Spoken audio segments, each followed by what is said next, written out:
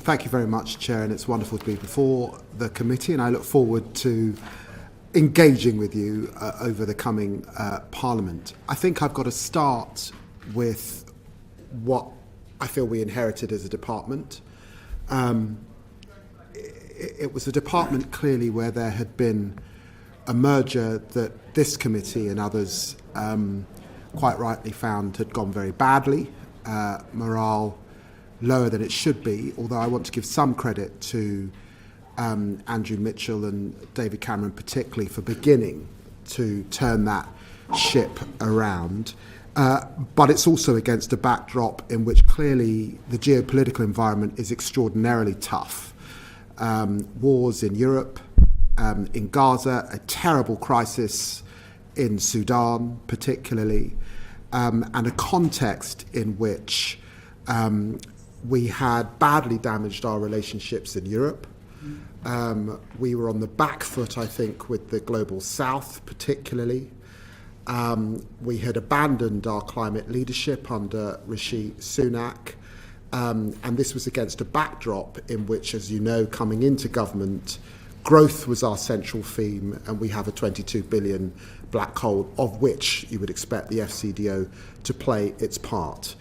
I have instigated 3 reviews that I think are important for the purposes of this committee. One is centering growth in the department, because in the end, if we aren't the international delivery arm of the government's growth objective, that is a serious problem. Martin Donnelly is leading that review.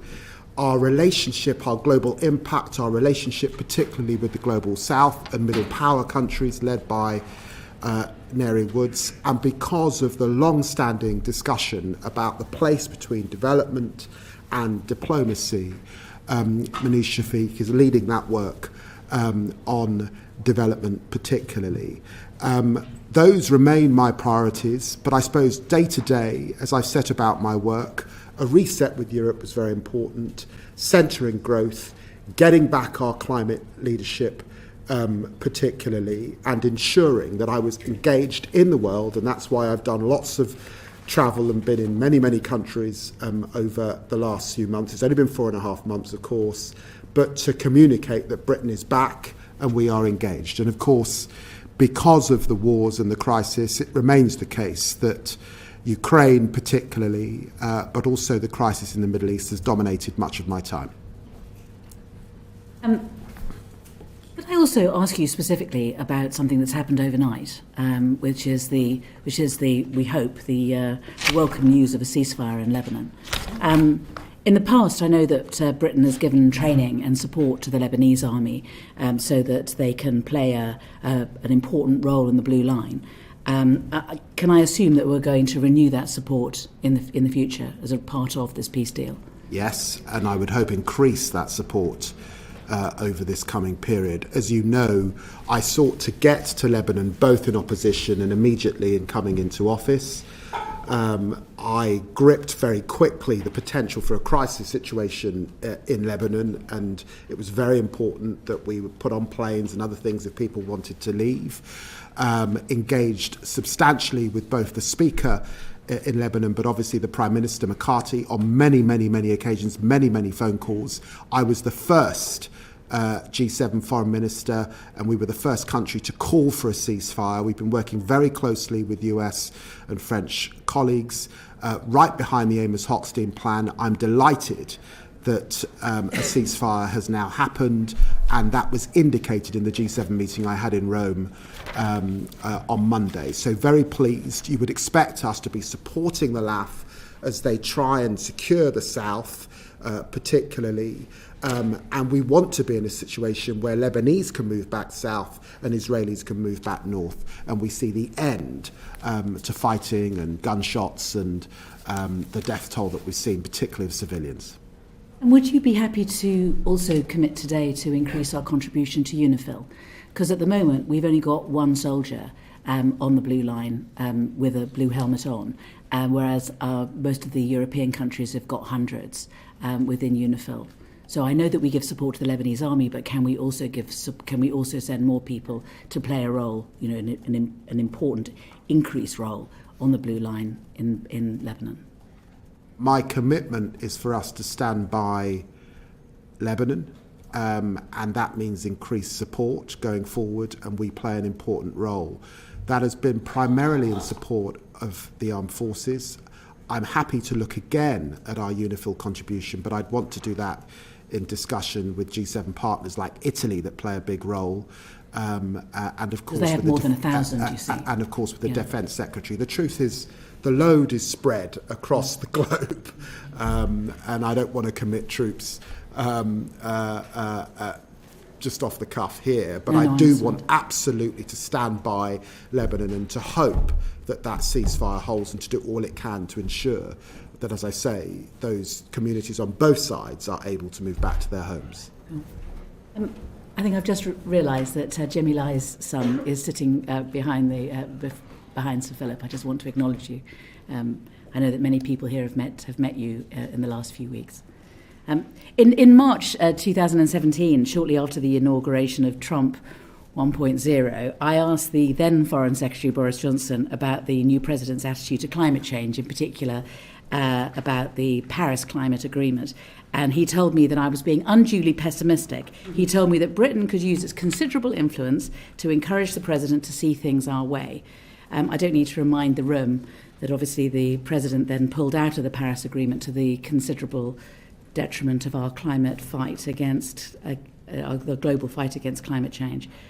We've heard a lot from around the department in the last 4 months about leveraging our close allyship with the USA to influence Trump 2.0.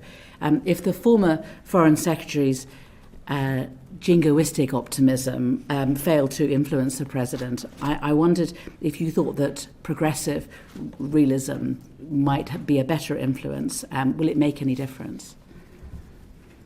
Well, I mean, you have to deal with one president at a time, and of course it's not until January the 20th that President-elect Trump will come to office.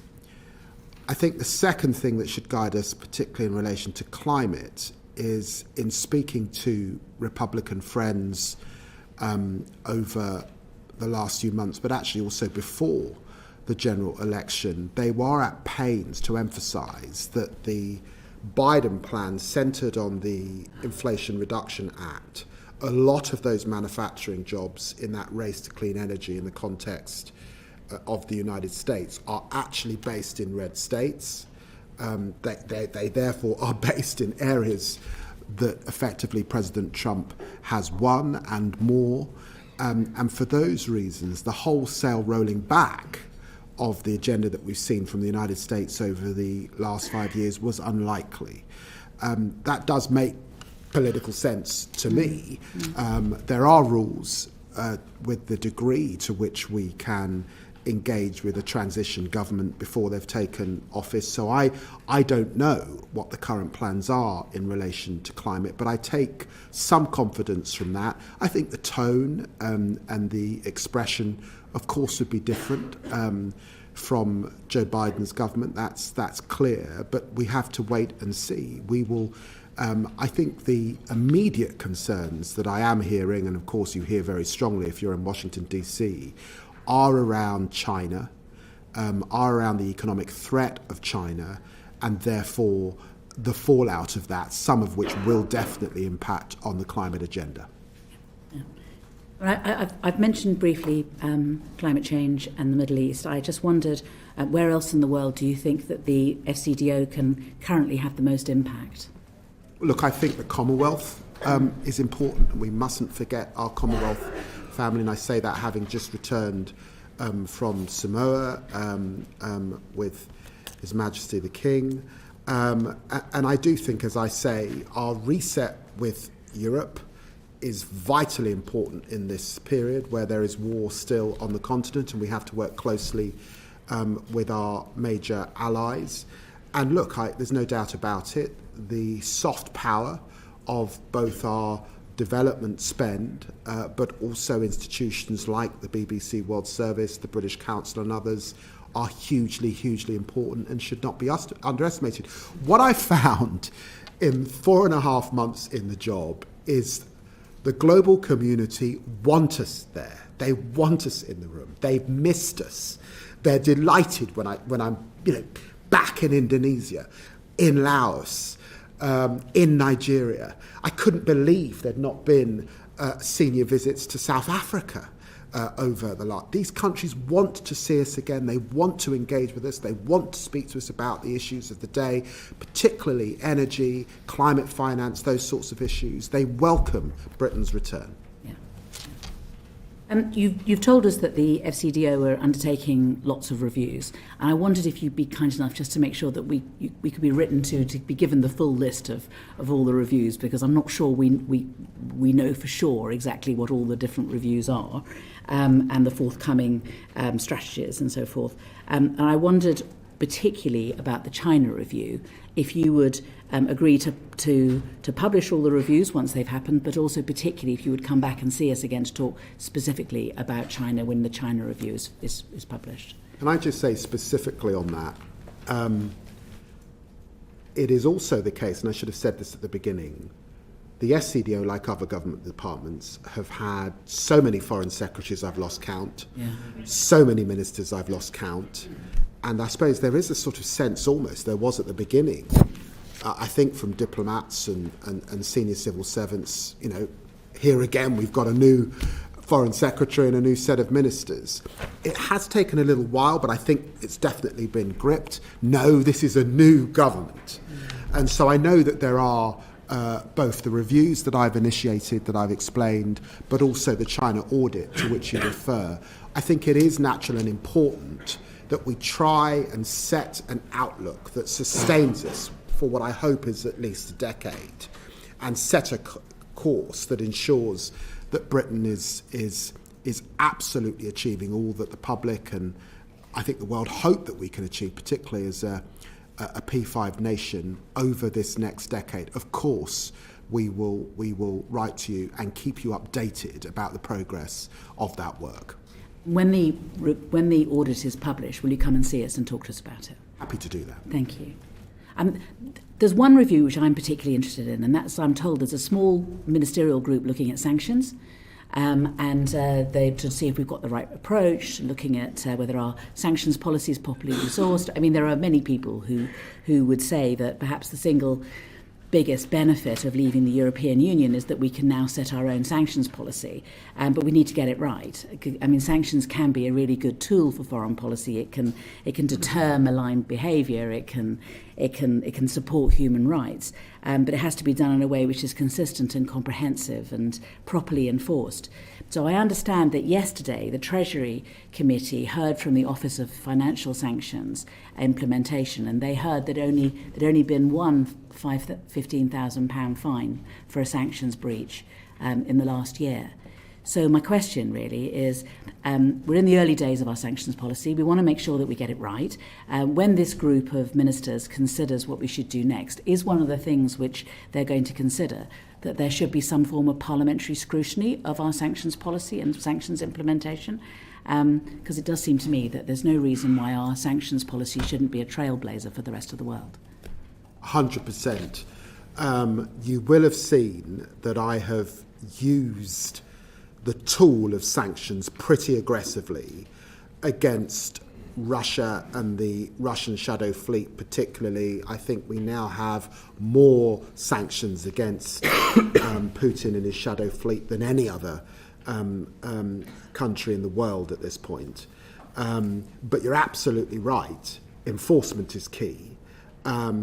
We raised this as an issue. In fact, I think it was more or less a cross-party issue, because there were out there, those in the last government raised it as well from the backbenches, that enforcement was just not where you'd expect it to be. That's why we instigated a review. I do think it needs more scrutiny and a thorough look.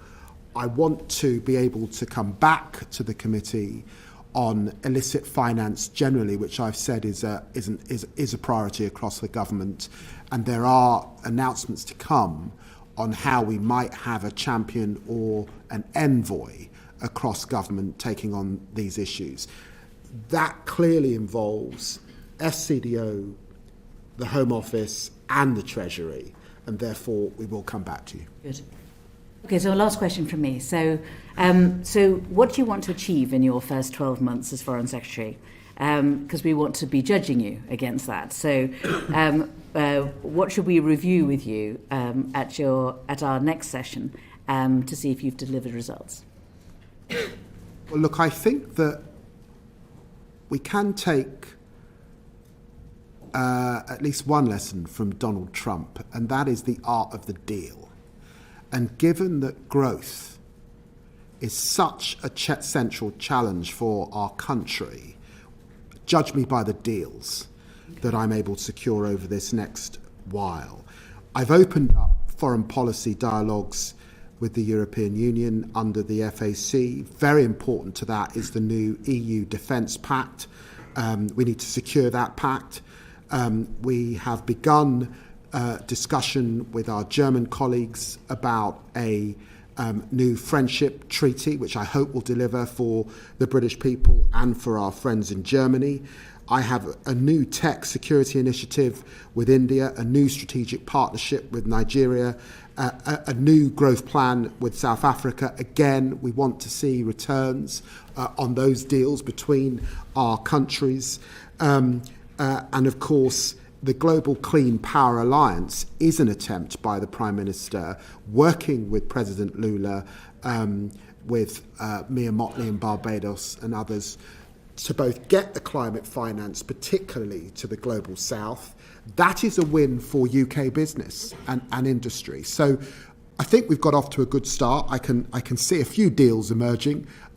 Judge me by more, because in the end, growth is absolutely number one for our economy, and the Foreign Office is not just a department dealing with crisis or dealing with geographic expertise. It's got to be centering that growth on behalf of the government's first mission. I wanted to ask you some questions about FCDO funding, and I think, Edward, you're going to lead on this. Yeah, thank you very much, Foreign Secretary. You started off by saying that you've been on the road, having visited some of our posts overseas. So my first question is, what is your view of our global footprint? Do we have the right people in the right places with the right facilities? And if we don't, where are we wanting? Well, first off, I am hugely impressed by the civil servants I've met, by the diplomats I've worked with. They are an impressive, bright, hugely committed, motivated group of people, and I think we should be very, very proud indeed. We are still, as I say, a country to which much of the world looks. We have an important place on the UN Security Council, and I was in New York last week pushing forward on Ukraine, on Gaza, on Sudan, and hugely supported by Barbara Woodward and the fantastic team we've got in New York, and that is replicated across much of the world. The footprint I'm more or less comfortable with, but there are issues around skill set. I don't think the department reflects the country, socioeconomic background particularly, and it certainly is not as diverse as I think as some other parts of Whitehall.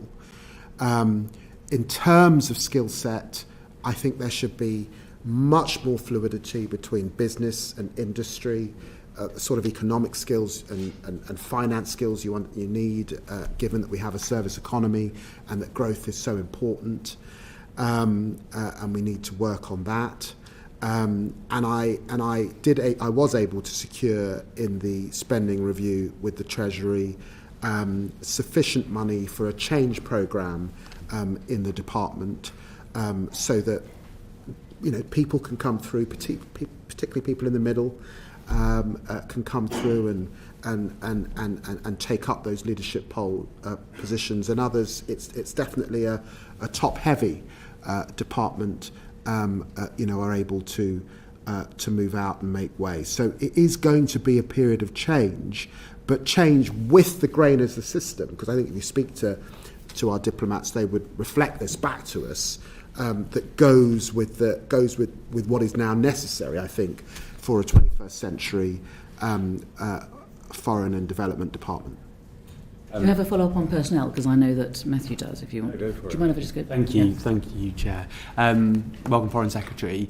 When Sir Philip was with us a week ago, I asked a question about the fact that more men were receiving bonuses than women in the Foreign Office, which doesn't seem right to me. We asked for a note about the gender pay gap and by when it might be eradicated.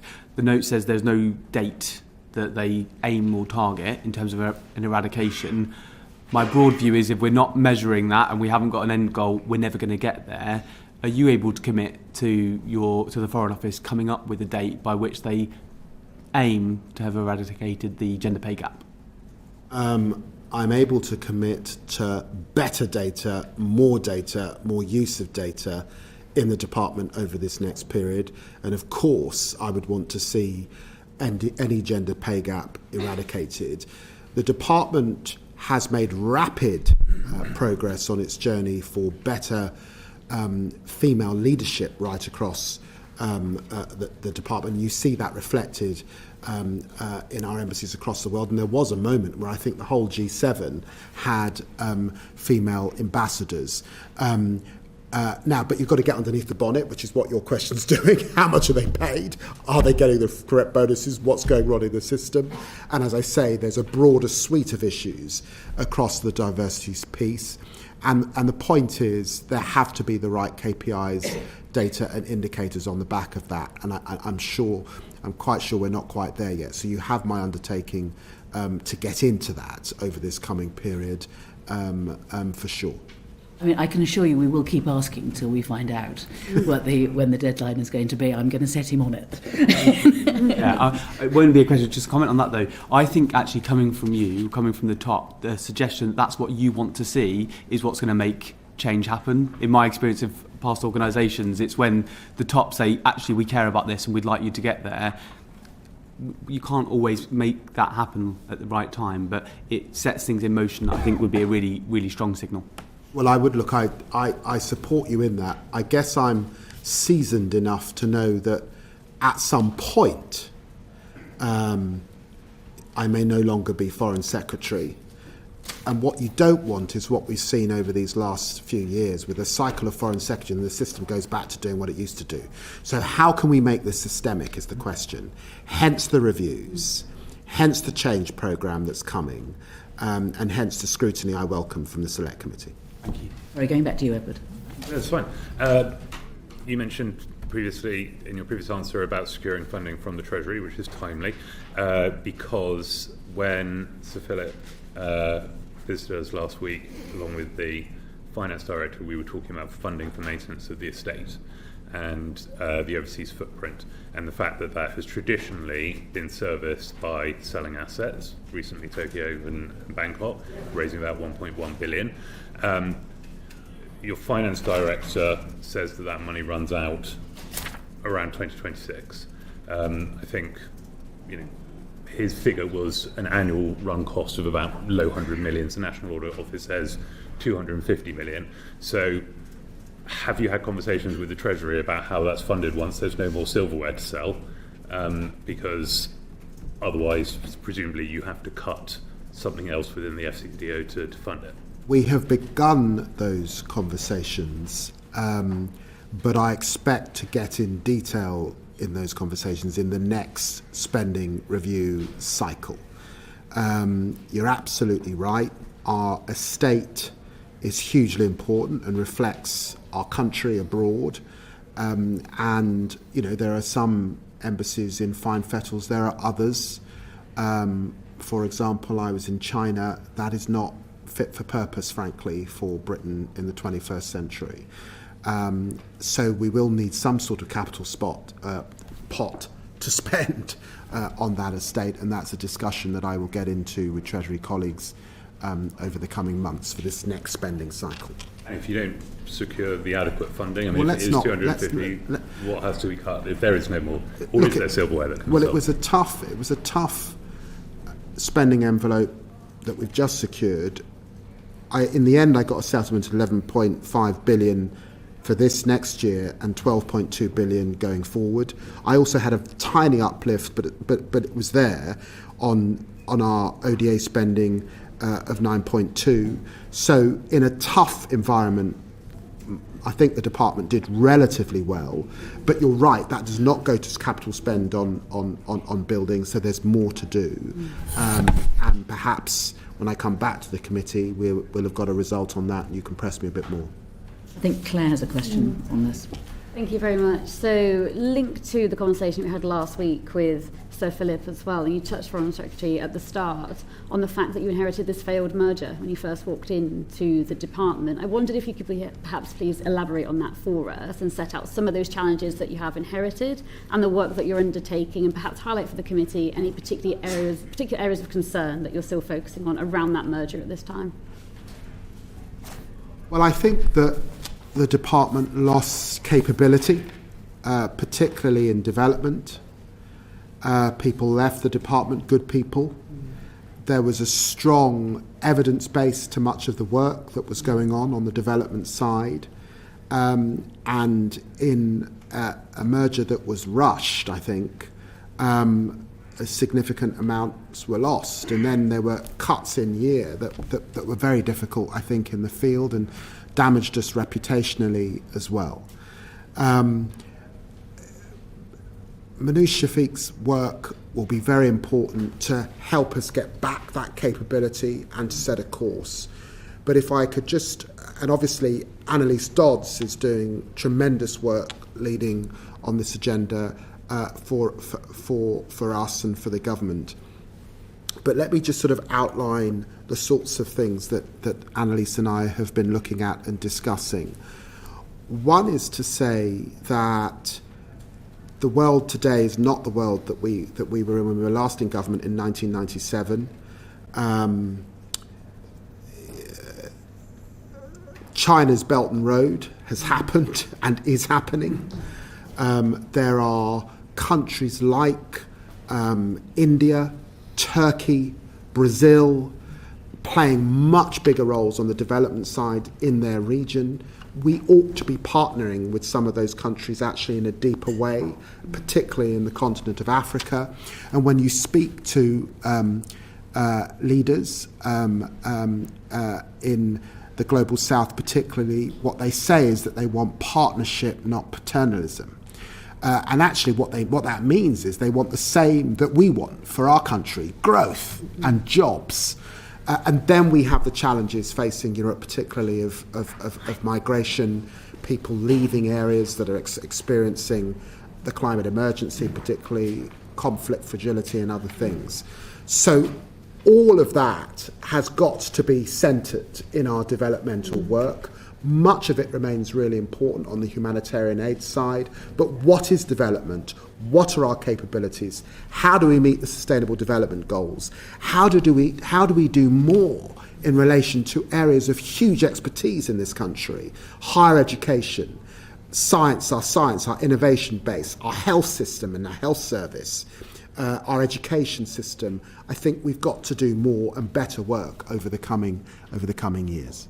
Thank you for that. And just to follow up specifically, you touched there on the fact that you're looking to do more. Now, obviously, you're doing more with less because of the last Conservative government's cut in terms of ODA from 0.7 to 0.5%. I wonder what your view is, Foreign Secretary, on whether that has harmed the UK's soft power. Well, I shouldn't. If I stressed more, some of that's different. Because I also was stressing that we can't just do the same that we did back in the last Labour administration because the world has moved on. Look, of course I want us to get back to 0.7%, but I accept that it's a tough fiscal environment, and also that the work that Yvette Cooper is leading to deal with the huge backlogs that we've got on asylum and immigration, the spend that we're spending with people in hotel bills, to bear down that, of course, will put less pressure on the ODA budget and give us more to spend. And it's why I'm keen to work with her upstream on migration type issues, but why I'm also pressing her to go quicker and faster to deal with that crisis that we've got in our hotels, so that we can spend that money better in country and not on housing people in hotels in our own country. But just on that question, in terms of the soft power aspect, do you believe that that downgrade in spending has had an impact on Britain's role in the world and how we're seen in terms of our soft power and our influence? Oh, I think it did have a major impact on our reputation because of the way it was done. Particularly, I'm not finding, if I'm honest, when I've been in, as I was recently in Nigeria or South Africa or Laos, that's the first thing that people are raising with me. I think that they have now adjusted, and it is the case, and I hope that you'll see this in terms of our IDA replenishment, in terms of the multilateral arrangements that we participate in, that we can still play an important role and a significant role. But it does make, there are difficult choices that we have to make. Thank you. Do you agree with the Permanent Secretary who said that the cut to the ODA budget gave the impression that we were an unreliable partner? Yes, I do. Thought you might. I do, because you can't. Am I being too diplomatic, Chair? You're being more diplomatic than I'm just saying. Let's move on. John, you want to talk about soft power as well? I did. Foreign Secretary, in relation to soft power, you're obviously responsible for certain instruments like the BBC World Service, the British Council, the Chief Evening Programme, and we understand that you're establishing a soft power council. Now, DCMS obviously covers a lot of other areas, but you could also include the Department for Education, the Ministry of Justice, even the Royal Family. So can you say something about the new council? When is it going to be established? What are its terms of reference? Who will be on it? Well, I think this comes out of a view, which I hope you might share, that we have been, despite the huge soft power assets that we have, from the British BBC World Service to the Tate to the Royal Family to actually our development spend, we've not been punching above our weight in this area, and we've certainly not been as coordinated as we could be. And again, in foreign policy terms, at the same time, there are particularly middle powers investing heavily in this area, and we have to be fit for purpose. So if you look at the Republic of Korea and what they're doing, if you look at the Turkey and their investment, particularly in broadcast over this last period. Sadly, if you look at our political our political adversaries like Russia, so we have to be really, really focused and better coordinated. The coordination between DCMS and FCDO in this area has not been as strong as it could have been. I'm really keen to work closely with Nisa Nandi. I hope to establish the Soft Power Council soon. I think the names that will be on that council will be familiar to you, Sir John. Many of them you will know from your experience. And it's an attempt to coordinate better and get better bang for our bucks, and also to look at the gaps and look at what more we could do. And of course, there's a job of work for me to do. I did get a good funding settlement for the BBC World Service in the spending review, which I was very pleased about. I think there's more to do with the British. So will we. There's more to do with the British Council. I think over this, still doing tremendous work. I mean, I saw wonderful work when I was in India, but I don't think that the British Council is doing as much as they would like to be doing over this period. And the other thing that I'm really aware of is, again, when I was last in government, the innovation in the system that was really shaking up British soft power, both domestically and internationally, was the lottery. And how can we think fresh about new sources of income or a better coordinated income that might give us bang for our buck internationally? Those are the sorts of questions that I'll be challenging the Soft Power Council to answer for us. Okay.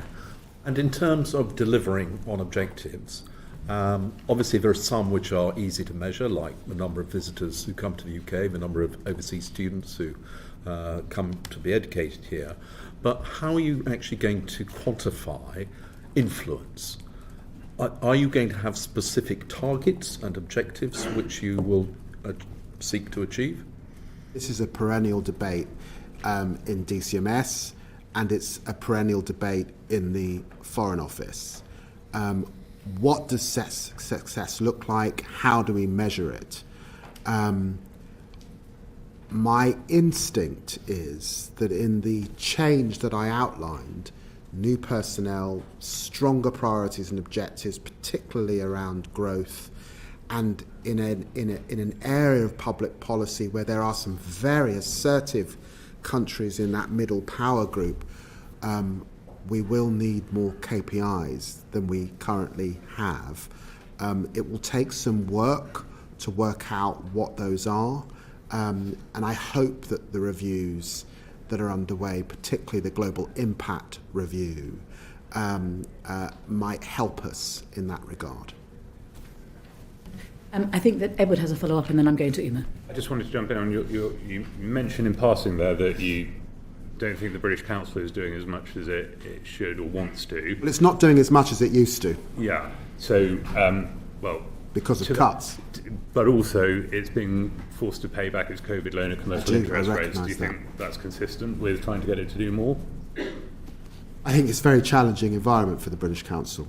And as I said, the truth is I had to prioritise in the spending review we just come out of. I'm pleased that I was able to secure further funds for the BBC World Service. I was not able to do that for the British Council, but it's a work in progress. I hope to return to the issue.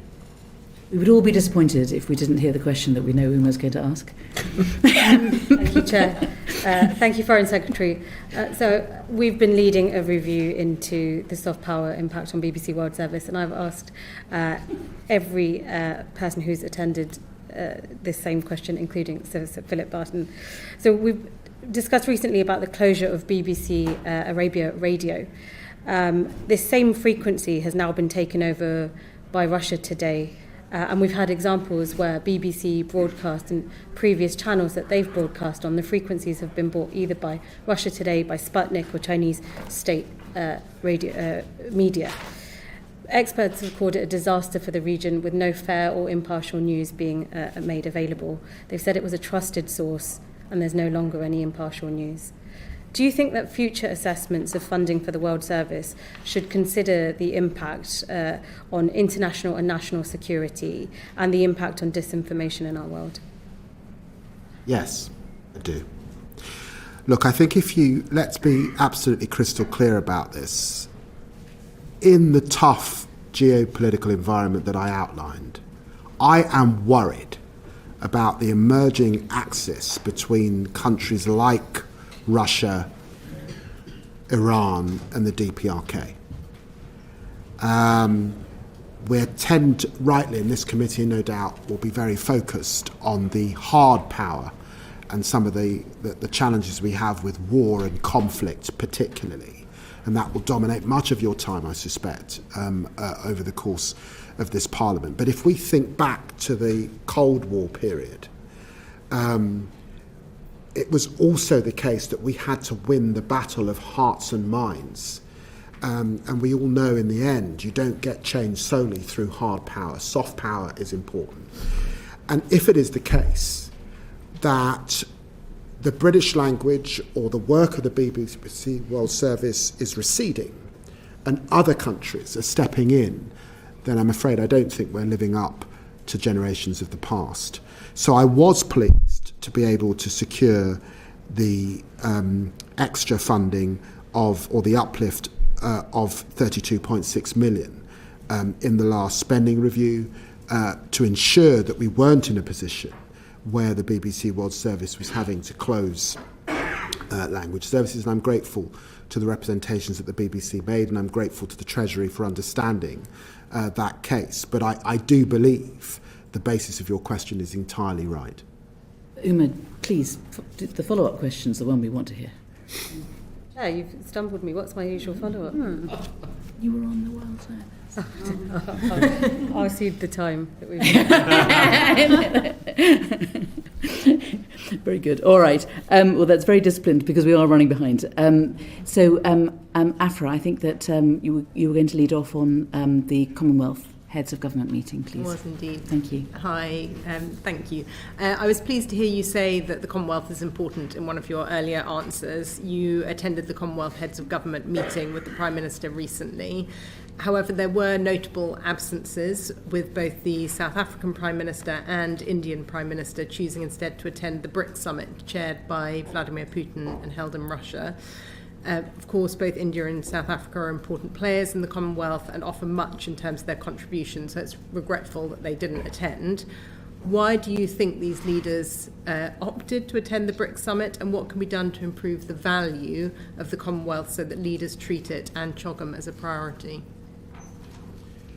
Well, look, I think that if you look at the multilateral forums at the moment and multilateral system as a whole, clearly the UN is having tremendous challenges with Russia, China using their veto particularly, and disrupting our ability to achieve consensus. I was hugely disappointed to be at the UN last week on a Sudan humanitarian resolution where Russia chose to exercise its veto at the last minute, for example. So, of course, it's the case that other forums in which we come together become really important. The G7 is hugely important. For us, the G20 is an important forum as well. The Commonwealth, it seems to me, is unique because of its footprint globally, because it's an ability, what the Australians and those in the Pacific Islands say to me is it's an ability to engage with countries in Africa in a way that would be actually very difficult if we didn't have this forum. And if you look at the things that bind countries together, there's the political, there's the cultural, and then there's the economic. When I challenge leaders and foreign ministers as to why they were off to BRICS, they tended to say it's the economic that's important to us. And clearly, I think we've got to recognise that China as a superpower is there. They didn't want to, they played down the political coming together. The Commonwealth as an institution is not a political coming together. I mean, clearly, that's self-evident that there are countries that are non-aligned in that group, as well as countries like ourselves. Some say it's an interesting forum because neither of the superpowers are there, and they quite like it for that reason. I do think there's more to do economically, and I was very pleased when I was there to kick-start and put quite a lot into a trade initiative across the Commonwealth family, recognising that huge trading partners like India, Canada, Australia, Singapore and South Africa are around the table, and it accounts for 9% of total UK trade, particularly worth 164 billion.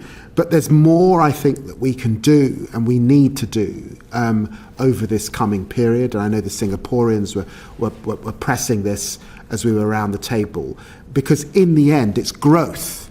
It's growth that leaders and foreign secretaries want to see in their respective countries.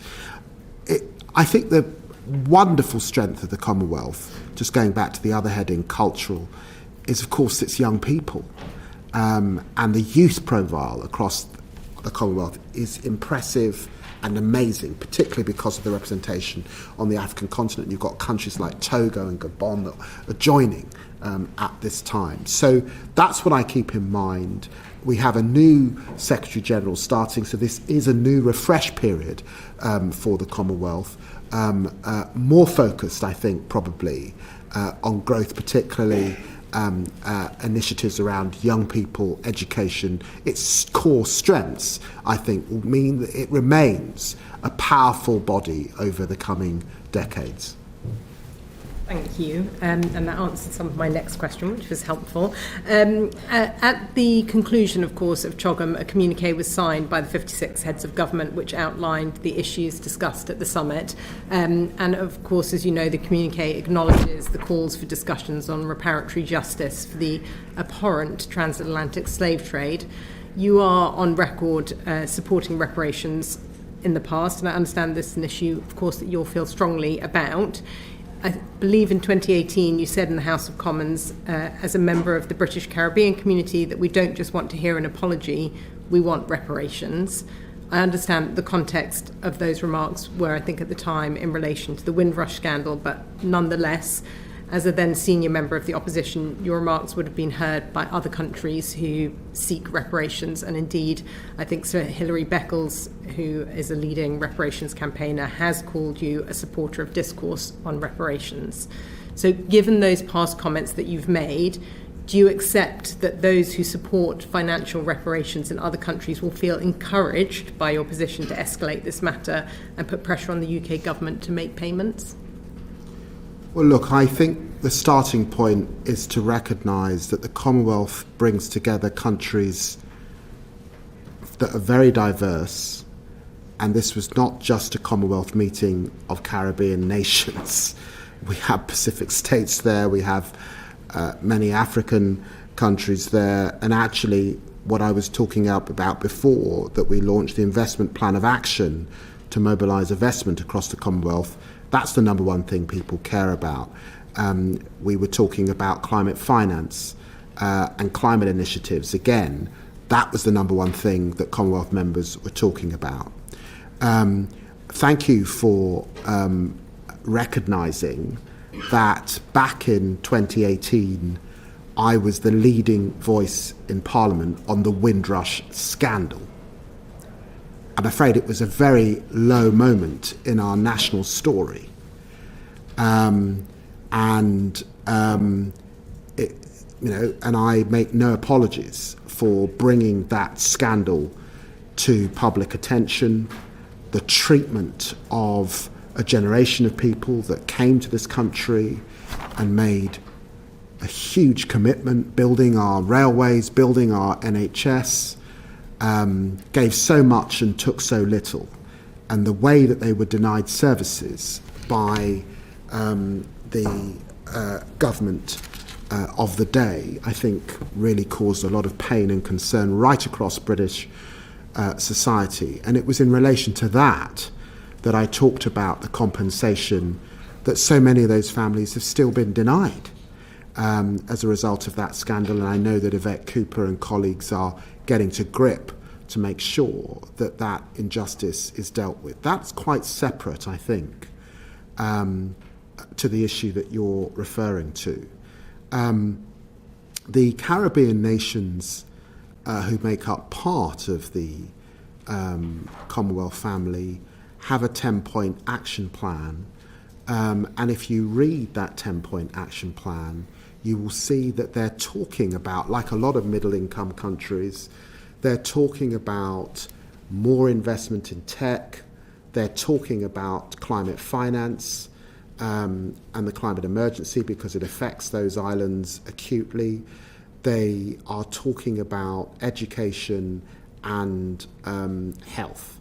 And those are areas where we absolutely, in terms of the future, would intend to be in dialogue with the Caribbean. That's why we have, for example, a 200 million infrastructure fund with Caribbean nations assisting them when there are hurricanes and other things. So that was the nature of the conversation. There was no discussion about reparation and money, and the Prime Minister and I were absolutely clear that we will not be making cash transfers and payments to the Caribbean, but we are absolutely happy to have the dialogue about the future, our future relationships, and we will continue with those. So just to clarify on that, because obviously, as you've alluded to, the Prime Minister committed to engaging in meaningful, truthful and respectful conversations about reparations. So you've talked... no, I think language is really important. It is. I don't think you'll find the word reparations in the communique. So can I clarify then how you think he and you intend to fulfil the commitments of those? Is when you say conversations, do you intend for there to be actual outcomes at the end of those, and will there be a financial tag attached to them? Well, I've said that, you've pushed me on the word reparation. I've pushed back and said it's not in the communique. I don't know if you've read the communique. It's not in the communique. It was never put to us in that way. I know there was some coverage in the British media along those lines, but that is not in the communique. The phrase that's in the communique is not that. It is, you don't know, do you? I'm hoping that you're going to tell me, as you're the Foreign Secretary. Well, you ought to look at the communique if you're going to put the question. The phrase is reparative justice. That was the phrase that they used. And in that context, they talked about a dialogue, and I've just said to you that we're happy to get into that dialogue. They talked about the future, tech, education, health. We're happy to have that conversation with the Caribbean. We're already investing in climate finance. That was the nature of the conversation. There's a caricature about sending cash, and I have rejected that caricature. So I think I've answered your question decisively. Yeah, I think I'm just asking you if there is, you're saying that you're looking at things like investing in tech, etc., and I'm saying, have you considered whether there is a financial aspect to that, or you're simply going to give words but not actually follow through with a financial element to it? But we already invest in the Caribbean. I mean, we have a 200 billion infrastructure fund. We have embassies right across the Caribbean. We have overseas territories in the Caribbean. So we're already doing things with the Caribbean. Yeah. And so you feel that addresses the communique of reparatory justice? Well, I've simply clarified for you the conversation that we had, not the caricature that was sometimes put in the papers, and I've done that quite strongly because I think the challenge back to me. I am in the end. My ancestors were slaves, and I don't run away from that fact. That is a fact. It was a terrible time. I'm very proud to have been part of a government under Tony Blair, where we commemorated the abolition of the slave trade. The tremendous work done by people like Wilberforce and the city of Hull, the work in places like Liverpool and Bristol, the campaigns, ordinary people across this country fighting to end that terrible, terrible moment. But at this point in time, we now look forward, we look to the future, we look to hope and possibility with those countries. There's much that we can do together. Climate finance is the centre of that. I was very pleased to be with Mia Motley just a few days ago on a platform, a COP on these issues. It's the future, I think, that we should keep in mind, not payments of the kind that I saw in the papers, but were not raised with me by any leader that I met, and I'm afraid the British government are very clear on we cannot do.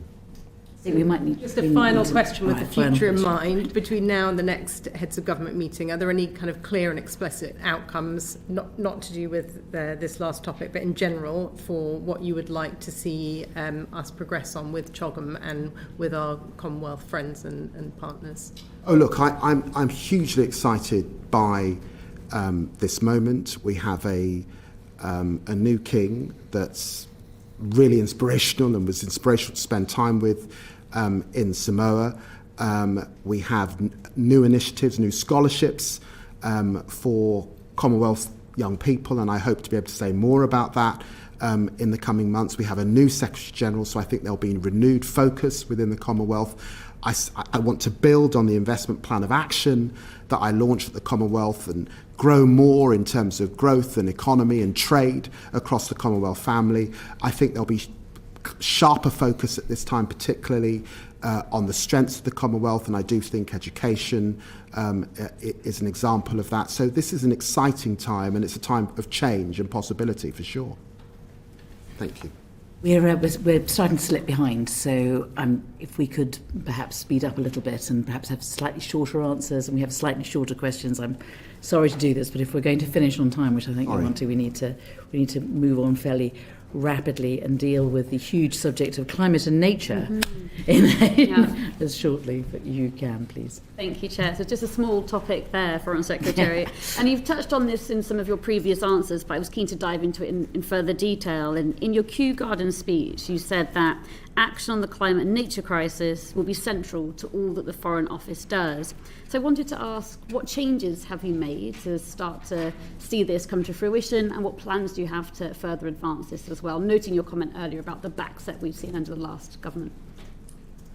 Well, look, I think that it was very important to make that my first speech and to centre climate in that speech and to say that it's a foreign policy issue. It goes to the heart of security, the problem without passports that we particularly see in the world, migration being one of those particularly.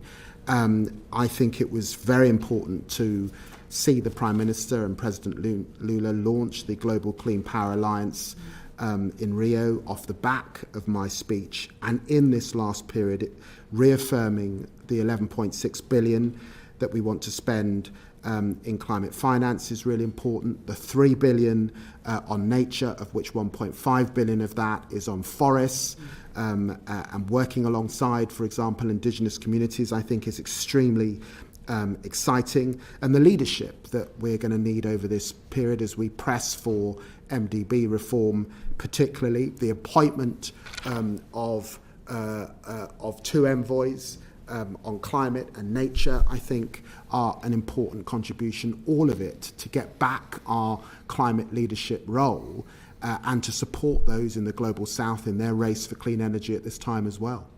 Thank you. So looking ahead to you returning to be in front of this committee in, say, a year's time, what would success look like across this period? How do we judge that has been success and good progress on those measures that you're starting to set out there and bring about? I'd certainly like to see the Global Clean Power Alliance beginning to deliver for the Global South on the finance side. I'd like to see the sorts of changes we'd want to see in the World Bank and the IMF, bearing fruit over this next horizon. COP was a challenge, and I think Ed Miliband sort of conveyed that at the dispatch box. Nevertheless, the world came together and agreed the 300 billion, which I think is really significant and really important. And of course, we should, at this time, on behalf of taxpayers, I think we all understand this is not just about taxpayers' money. It is about the role of private corporate funds as well, and the private sector alongside philanthropy as well. How we lever to grow that 300 billion so we meet 1.5 is essential. And of course, we've got to stay alongside those, like indigenous communities, that are the custodians of our forests at this time, as well as grow the green jobs within our own country. So I hope that in a year's time you'll be able to measure and see some of that. But of course, in this area, this is not just about UK leadership. It is about partnership globally, particularly with the big emitters in the world. Absolutely. And you made it very clear earlier, Foreign Secretary, that growth is central to your work and the department's work as well. So I was wondering about if you have red lines when it comes to climate and nature. Say, for example, in a trade deal, unfortunately not every country around the world shares our ambition for tackling the climate and nature crisis at this pace. What would you do in that scenario? Are you finding it an issue already in some negotiations, or what are the UK's red lines on climate when it comes to trade? Well, we're pretty clear that we have made decisions, particularly about not offering any more licences in the North Sea, and so we have made internal decisions. We've seen the end of coal effectively here in the UK, and therefore, as we partner with with countries. We are having that dialogue about fossil fuels particularly. But I think we also have to be sensitive that countries have different starting points, particularly in the global south, as we work with them. So this is not about hectoring or lecturing. That tends not to work. It's about encouragement, it's about nudging, and it's about supporting where we can, and growing, as I say, those who race to clean energy, because that's a win also for British business. One final question from me on this area. You touched on COP there, and obviously you were there very recently, and you talked about the outcome being quite positive. Now, COP has been criticised, however, for not being able to tackle perhaps the challenge at the pace that's needed as well. I wondered about your reflections on that, and whether you feel that more broadly we have the forums we need to tackle the scale of the issue internationally. Well, it's over 190 countries coming together. I mean, this is the vehicle we have. It's frustrating. You're trying to get consensus. This isn't always easy. But we are making progress.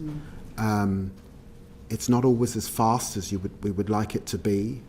And, you know, like someone once said that, you know, diplomacy feels like it's failing until it wins, if you see what I mean. So I don't say it's not hard, and I don't say it's not frustrating, but I think we were able to make progress at this COP. I've got huge hopes for the COP in Brazil next year, and there I think you'll see good partnership between the UK and Brazil particularly. Thank you. Move on to the EU, Richard. Thank you. At the outset, Foreign Secretary, it was really good to hear you say that relations with the European Union will probably be one of your top priorities as Foreign Secretary. I think you said one of your top 3 priorities. I wonder if you could say a little bit more, please, about the reset. What does a reset between the UK and the EU mean in terms of our relationship? Well, I mean, we, under the last government, ended in a place where our relations with Europe felt pretty thin. The war in Europe, of course, meant that we had to come together, but I did not detect the strongest of relationships with our German, French, Irish, for example, counterparts.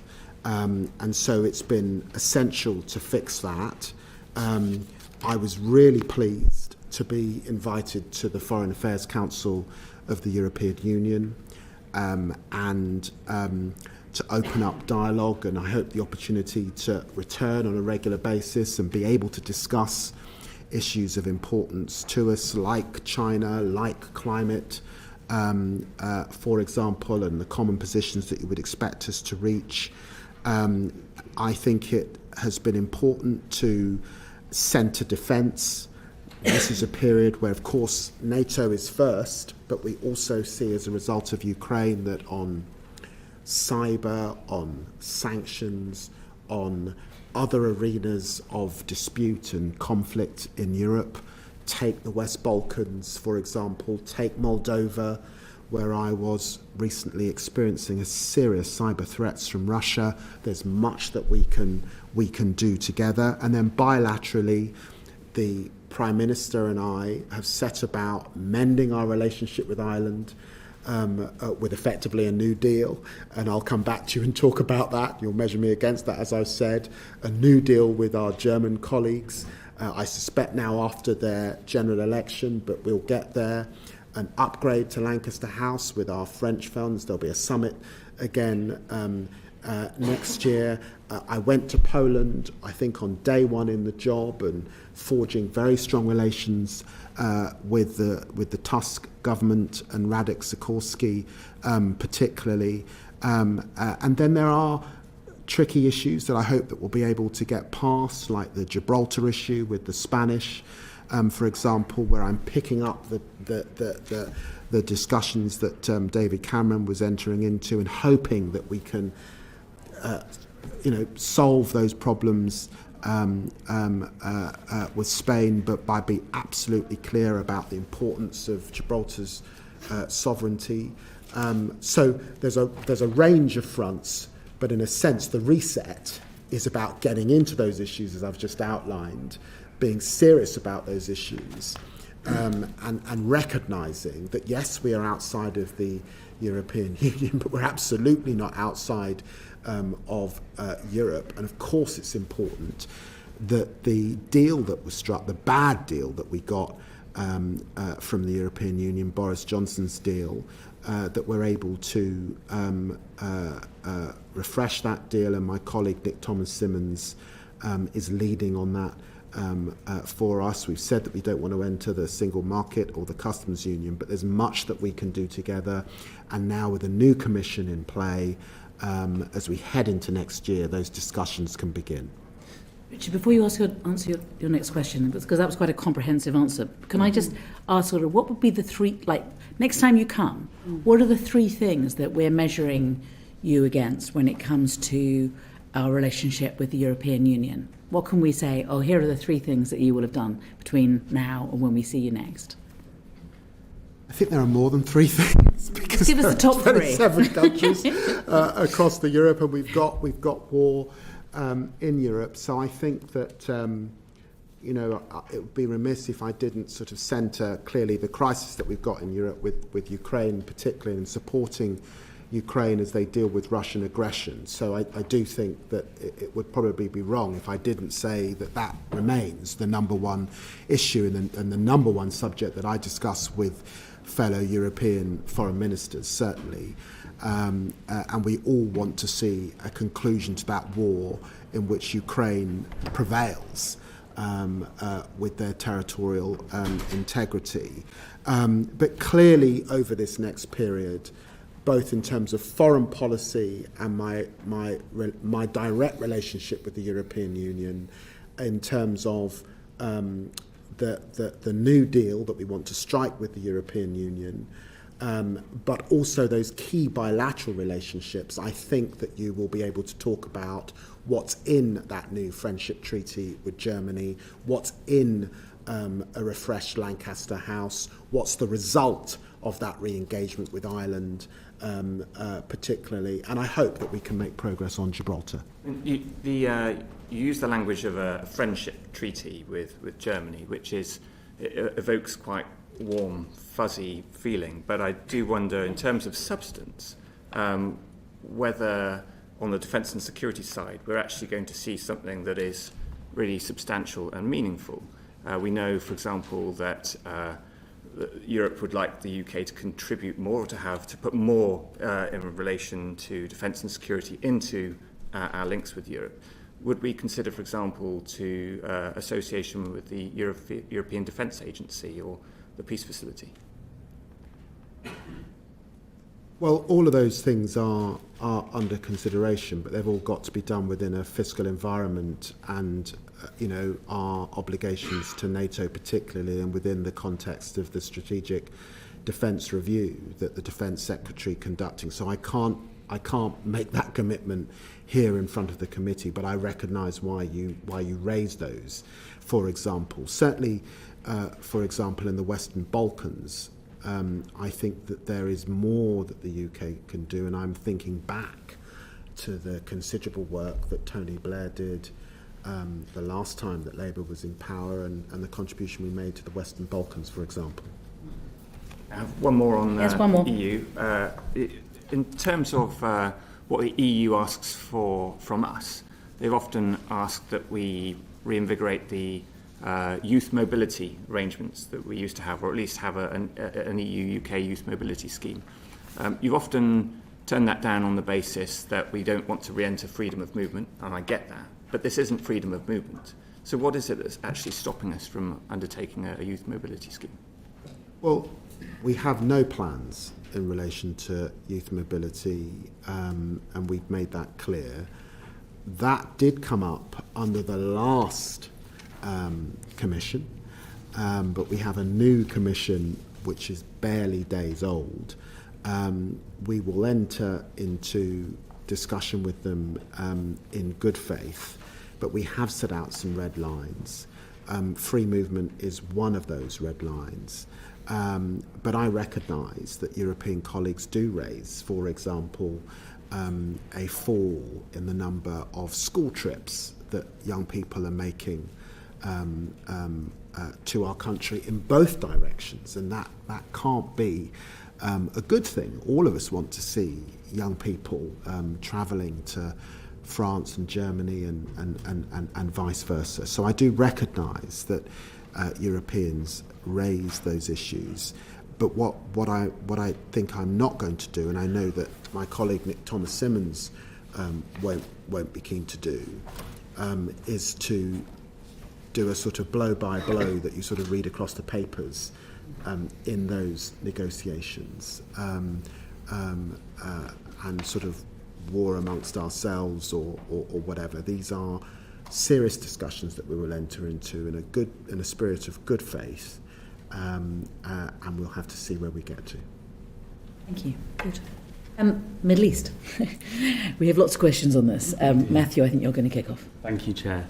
I cannot imagine the horror that Emily Damari, now well over a year in captivity in Gaza, is going through.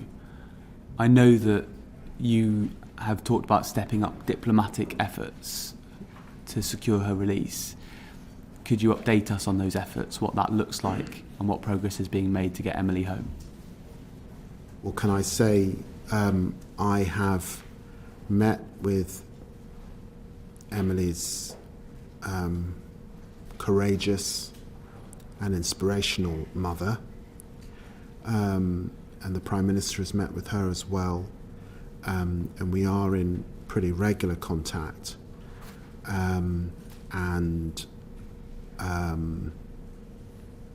it's actually quite emotional thinking about the plight of Emily and those hostages that have some connection to the UK particularly, but all of those hostages, and for those families not knowing the fate of their loved ones.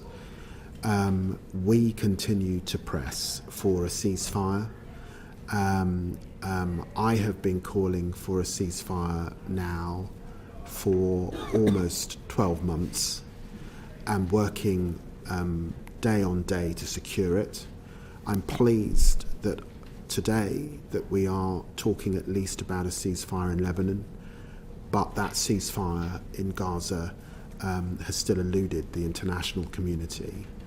And that principally, of course, has been working with Israel, with our US colleagues. I was with Tony Blinken again on Monday, discussing what prospects we might have with the Qataris and others who have roots into Hamas. And we are doing all we can, both to, find signs of life and to do all we can, frankly, to assist with those hostages. But as I say, that ceasefire has eluded, and I can't update the committee today about, I wish I could give you good news, but I have no news in relation to that particular file. Thank you for your answer and for your daily efforts to secure her release. There is obviously an extremely concerning situation in Gaza in relation to aid, and that is desperately, urgently needed to increase. I read reports that suggest some elements of aid required going through about 10 sign-off processes, different bodies. That means that it takes over a month to get certain basic foods in there. How can that be streamlined to speed that process up and ensure we get the aid into Gaza?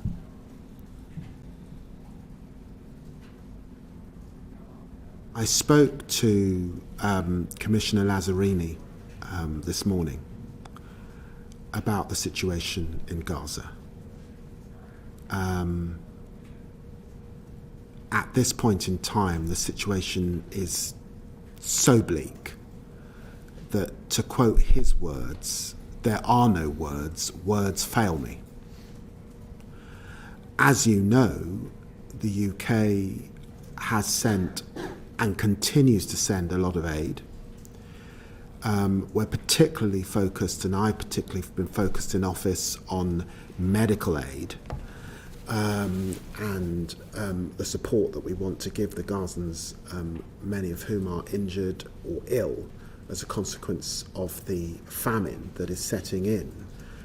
But the issue remains now the ability to get the aid distributed across the country, the lawlessness that is set in and the widespread looting of the aid that is there, the constant displacement of people from one area to another area and then not allowed back.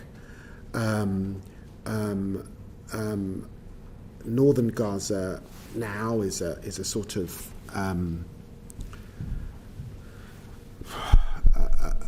a zone where people have been pushed out of increasingly, and when there's still quite a strong IDF presence. The situation is just tremendously horrendous. It's appalling. The reports of starvation and famine are deeply worrying.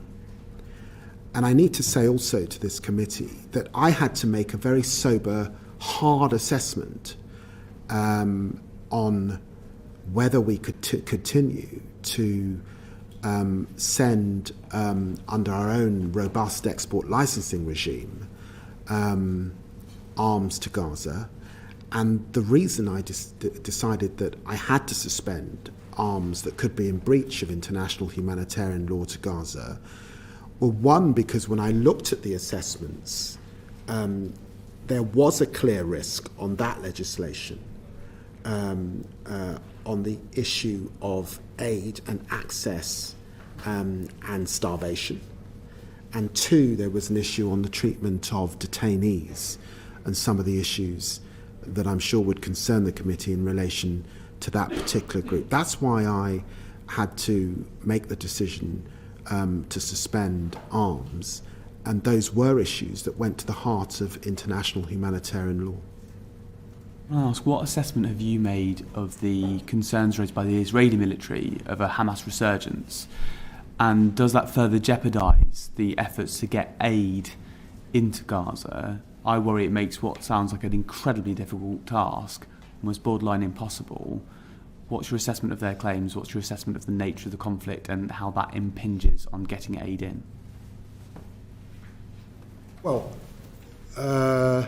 what Commissioner Lazzarini tells me is that the Israelis are placing very strong restrictions on what can get in to Gaza.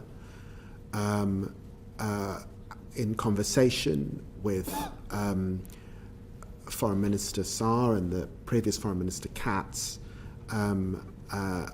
Israel does raise concerns about equipment that might get in on those trucks and then might be used against IDF soldiers or indeed against the Israeli population. I recognise that are those concerns, and that's why they say there are restrictions. As I said, there is now widespread looting. There are no journalists in Gaza. There are no politicians like me able to go to Gaza, so I'm unable to verify who is behind the looting. But clearly there's now widespread criminality. So the situation, I suspect, is tremendously complex.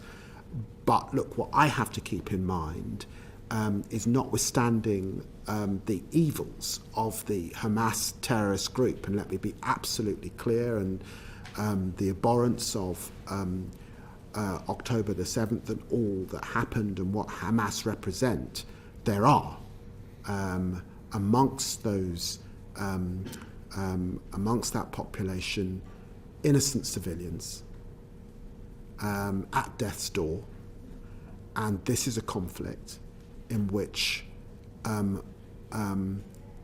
the largest group of people who've lost their life are children. And so this is something that causes tremendous concern, and it's definitely an issue that foreign ministers across the G7 are just deeply, deeply concerned about at this time. And frustrated, I think. Frustrated is probably the right thing to say. With the Chair's indulgence, I'm going to ask a short question. You could give a short answer. Sorry, but it's a very, very important subject. It's just we're under such tight I'm so time sorry. constraints. I'm happy to come back. Yeah. Thank you. You mentioned the work of UNRWA, vital in getting aid in, much needed aid. But I also am aware of the £1 million we've invested in the reforms that we feel are necessary. I believe you committed to an annual audit of the work done to introduce those reforms. Will the outcome of that audit be made public? And can I ask by when that audit will have taken place? Well, we reinstituted the funds to UNRWA at the beginning of September, I think it was. But forgive me if I got it's been busy for 4.5 months, but I think it was around the beginning of September. I think it was July. Forgive me, sorry, July. I spoke to Madam Colonna to make that decision and read her report. $1 million of that, as you say, is for the reforms that are necessary. I did raise that with Mr. Lazzarini this morning, and of course we talked about UNRWA because of the Knesset bills and the suggestion that all funds and all support to UNRWA would be suspended entirely, which would have huge catastrophic implications, not just in Gaza but also in the occupied territories. And therefore, of course, I will update the committee and update the House on the work that we've put behind that reform. But clearly this is a changing picture, and at this point in time, it is still the intent, it would seem, to withdraw complete support from UNRWA, and therefore there may be very little for us to report on if that were to go ahead next July. But I'm doing a lot of work to ensure that that is not the case. I think it would be the wrong decision for Israel's security, and it would certainly be the wrong decision for the people who rely on the services of UNRWA in both Gaza and the occupied territories. I have a question I'd like to ask, but I'm not. But what are you going to do to stop the Israelis implementing the UNRWA bill then?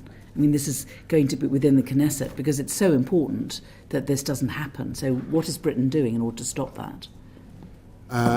Well, it's not just Britain acting on her own. No. On Monday at the G7, this was a topic of discussion across all foreign ministers. We were all unified in our concerns about UNRWA.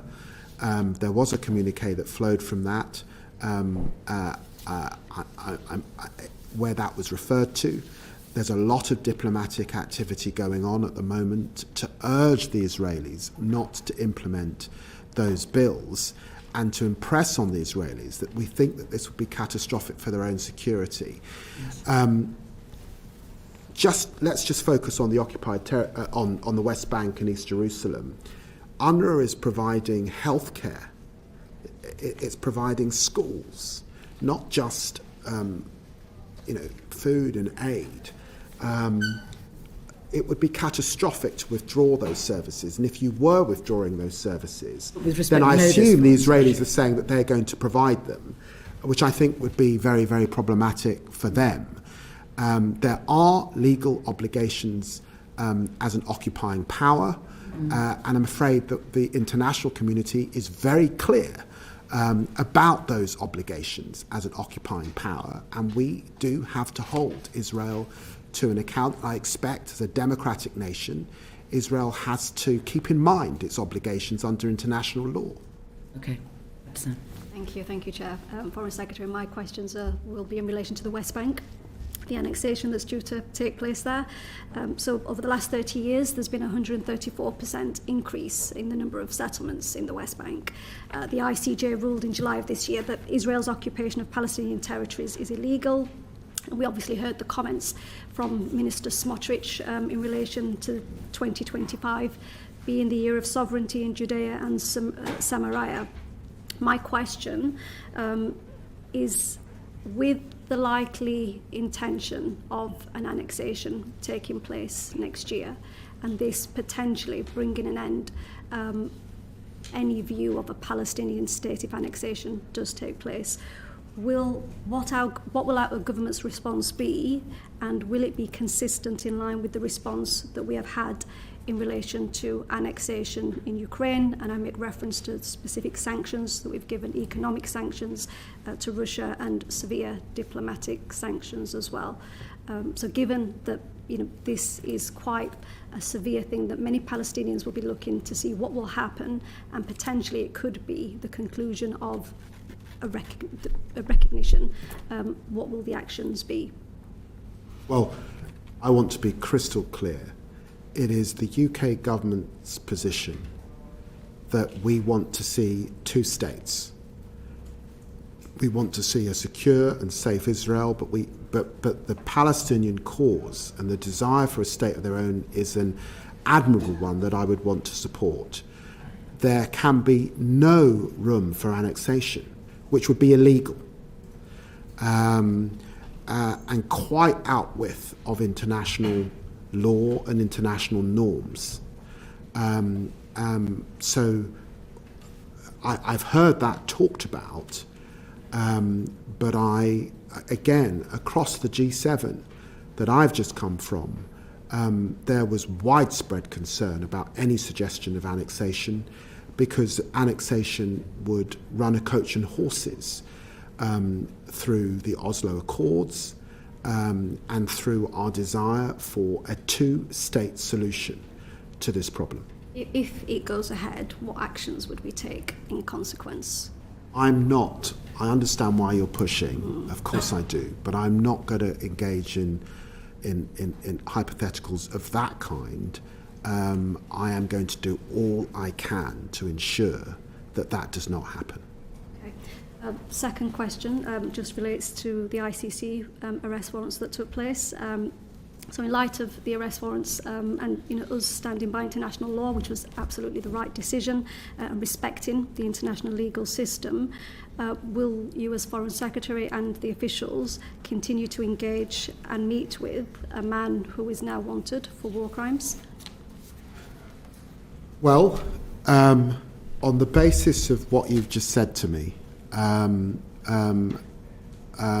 are two things that I'm holding at the same time. One is our obligations under the Statute of Rome and our powerful belief both in the rule of law and international humanitarian law. We have to wait in the coming days, weeks, for what they call a notes verbiale to make its way to our embassy so that we enforce or we get instructions that we are to enforce these warrants were they to arise. Under our legislation, Section 2 of the International Criminal Courts legislation, there is an obligation on me to transmit to the courts should those named seek to come into our country. That doesn't allow me any discretion. I will issue that, transmit that to the courts, and then the courts will make their determination under our law, recognising that we are signatories to the Statute of Rome, and these are very, very serious issues indeed. Before we move on, though, I'm just thinking about the answer that you gave to Abdesam. I just want to follow it up because I just think it's important. You were talking about in the G7 and about discussions, and presumably it has been raised. There's a possibility that there might be an illegal annexation. Even if you can't speculate, tell us, about sensitive conversations. Is there a plan B if Israel does try to annex? Well, look, I want to keep hope alive. And what is the hope? The hope is that Israel is able to secure a normalization deal with Saudi Arabia. And as part of that normalization deal, there is a pathway to a Palestinian state and two-state solution. And I think we all recognise that under President-elect Trump's presidency last time round, They were able to secure the Abraham Accords, and normalisation followed with countries like Bahrain, Morocco and UAE. It would be a great achievement if Saudi Arabia were able to secure that. But all of us who've been to the region know that that is impossible without two states and without that promise for the Palestinian people. And that is obviously where a lot of us will be focusing our attention over the coming months. Give me up, Sana. Okay, just to follow up. So you spoke earlier about holding you account or judging you by the deals that you will achieve. Will the recognition of a Palestinian state be amongst those deals? Well, I've said that if we get normalisation, then by definition, I suspect, we are on a path to that two states. And we have said that that recognition is a tool. It doesn't deliver that end, but it's an important stepping stone on the road. So, for example, you could see recognition alongside a deal of that kind. Okay. And then just coming back to my second question about the arrest warrants, I don't think you answered the question. If there were opportunities to engage or meet with Prime Minister Netanyahu, would you still engage with discussions given that he is a wanted man? And has there been a precedent for engaging with somebody where arrest warrants are in place? Well, I'm informed, of course, by the Attorney General and lawyers. I believe that there can be engagement in emergency situations, for sure. My own view is, some people criticise the fact that I met Bibi Netanyahu, but I absolutely stand by the ability to talk to Bibi Netanyahu about access and aid, as I did in the first few weeks in office, to be able to talk about Gaza, to be able to talk about normalisation, to be able to talk about Lebanon, to be able to question on things like UNIFIL or our support for the Lebanese armed forces. I do believe that those are important matters that require engagement from those of us in government. And I think it would be hugely problematic were we not able to do that on behalf of our country, of our constituents, and everyone who wants to see a ceasefire, who wants to see the aid get in, and wants to see those hostages get out. And I've got to be able to talk to the Prime Minister if I'm serious about getting Emily Damari home. So I can't see circumstances under which I would not be speaking to the elected representatives of the Israeli government. Thank you. Uma, I think you've got something else we want to just ask a couple of questions on. Thank you, Chair. Foreign Secretary, my questions are on sanctions. I'm going to focus the first two on the situation in Gaza. You've been clear, including in the chamber yesterday, that you won't be drawn on sanctions that are under considerations. I've previously written to you about the use of Magnitsky sanctions. So I want to ask you about the way that decisions are made rather than forthcoming decisions. What's prompted your department's review of the sanctions policy, and will the review consider sanctions designations as well as implementation? I think we've been pretty good on the designations. They do take a lot of work from forensically on the individuals or organisations that are under consideration. A lot of work legally to make sure that we're on the right side of the law and the sanctions that we put in place are fair and not subject to legal challenge. They engage usually more than one government department to put that work together. Sometimes they involve agencies like the NCA and others. But the designation process itself, I'm pretty comfortable with, notwithstanding that all governments do not have endless resources, and this is a lot of resource, certainly for the FCDO particularly. But in my period, you've seen a record number of sanctions particularly on Russia and Putin and the system there, but also in relation to settler violence and some of my concerns about expansion particularly. The review specifically is about enforcing those sanctions, given the question that the chair raised with me right at the very beginning. We don't talk about designations because that would undermine the effect of the sanctions. If we did talk about them, by definition, people would move things around, disappear. It would make it harder to do the job. So that's why we don't talk about designations as the government. But of course, I recognise that both in Parliament, probably around this committee, people will have views and express those views, and you're free to do that. And we are listening. Thank you. And I welcome the fact earlier you said that you are open to more scrutiny and a thorough look, parliamentary scrutiny of sanctions policy as well. So just turning to what the UN has said in relation to what's going on in Gaza, UN legal experts have issued a statement calling for sanctions on individuals and entities involved in the unlawful occupation in Gaza Strip. In October, an average of just 37 trucks a day of aid entered, compared to over 500 entering per day prior to October 7th last year. In November, the Integrated Food Security Phase classification reported that there is a strong likelihood that famine is currently ongoing in northern Gaza. You acknowledge this today. You've said that sanctions designations are kept under review, but what does this mean in practice for those on the ground in Gaza in the context of aid blockade and escalating humanitarian crisis? Well, sanctions is one tool, and it's a tool that we've used particularly in this part of the world, looking at issues in the West Bank and East Jerusalem particularly.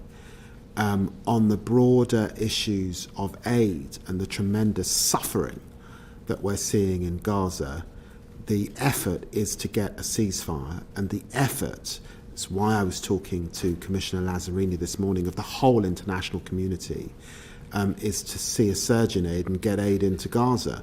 Now, I was talking to King Abdullah a few weeks ago. There's tremendous frustration in Jordan. Jordan is a really close partner of the United Kingdom. King Abdullah is keen to have an air bridge. We're giving him a lot of support in the planning of that airdrops, to do airdrops into Gaza, and we will support him with that endeavour. So the aid question is about getting the aid in. I don't think it's entirely about sanctions policy. Thank you, Foreign Secretary. And the Chair If you promise it's one short question, we get one short answer. It is one I'm question. so far behind. It's a question in relation to this government's stance and international obligations. Today marks an important day for Tamil people around the world. In 2023, you urged the then British government to stand shoulder to shoulder with Tamils and consider the recommendation of the UN High Commissioner for Human Rights to refer perpetrators of atrocities to the International Criminal Court. The then leader of the opposition also urged the then government, to consider the recommendation of the UN High Commissioner for Human Rights for an international justice mechanism. I'm really pleased to say you are now the Foreign Secretary and he is now the Prime Minister. Can I ask you today to stand by your comments and refer them to the ICC? We've got a new government that's just taken up in Sri Lanka, and it's a government, and the signs are positive in relation to the atrocities of the past and the human rights abuses of the past particularly. It's important that Minister West and I are able to engage with that new government. We are looking at the range of policy in relation to the atrocities of the past particularly, and as you know, I've spent a lot of time over the years with Tamil communities, particularly in this country. So I recognise the strength of feeling and why you've raised these issues. They are complex issues. Nevertheless, that is, that goes back to conflict where deep, painful atrocities were committed, and it's important that those that did that are held to account. Right. We have very little time. We have a lot of world left to get round. So may I move on to China? Yes, we'll try and do China quickly. Thanks for your offer to come talk about the China audit when it's complete. Yes. When you've been speaking about that, you've used this mantra of cooperation, competition, and challenge. And I wanted to sort of focus on the relationship between the first two of those. So the cooperation part of that suggests the trade and the investment that we want, which is something we want. But the challenge part suggests that there's something that China wants that we can give to them. And I'm interested in order for the challenge part of that relationship to work, what are we willing not to give to them? So, for example, when the Chancellor of the Exchequer or the Prime Minister go to China next year, what are they willing not to give in order to, for example, secure the release of Jimmy Lai if he is still in arbitrary detention at that point? Well, look, I understand the thrust of your question. The starting point, I think, is to make an honest assessment of where UK policy is in relation to China. And if I were being generous, I would describe the last government's policy in relation to China at woefully inconsistent, bouncing around from the golden age under David Cameron to Liz Truss's position, China as a threat. Then you've got people like Chris Patton and Ian Duncan Smith with different positions. So we did not have a consistent policy, and worse than that, there was no engagement. Secretary of State, the question's not that. The question is about how do we challenge? That's the question, and it's important. Well, the reason why I sought to start the question like that was simply to say that the engagement that we've begun after a period of 6 years of no engagement from Prime Minister has only just begun.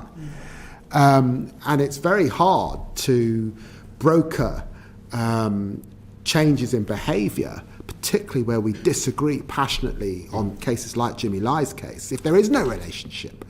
So that's why I've underlined the 3 C's, which I think are very important. And, Britain will not resile from our views on the national security law in Hong Kong. We will not resile from important concerns that we have for Uyghurs or for Jimmy Lai. And we challenge because we must do.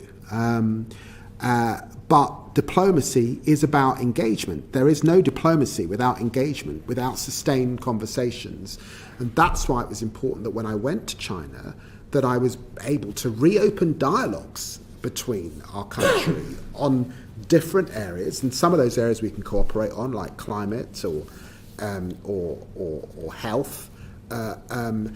There are lots of trade are not matters of huge concern. We both sides of us want to see more of it, but there are important security concerns in some areas where we will compete, and where we will be pretty exacting about what we're unable to do trade with them on. I appreciate absolutely the point on 4.5 months in, and I should say when I've had conversations with Jimmy Lai's son, he's very grateful for what you've done personally, what the Prime Minister has done. So perhaps maybe more slightly backward looking. You look at the last few years, the Canadians have managed to get the 2 Michaels out of China. The Australians got, under the Labour government, Cheng Lai out of Australia. The US got Pastor David Lammy out, and today another 3 prisoners were released there. But after 4 years nearly of solitary confinement, we haven't been able to get our citizen out. And I wonder, is there something particular about the UK-Chinese relationship that makes it more difficult for us to get what we want in these situations? Or is there something particular about the way British diplomacy has attempted to do it? Is it the context, or is it our toolbox that's lacking? Well, Blair, I think that the context is the lack of engagement between the UK and China. That is the difference between us and the United States. That is the difference between us and, say, Australia.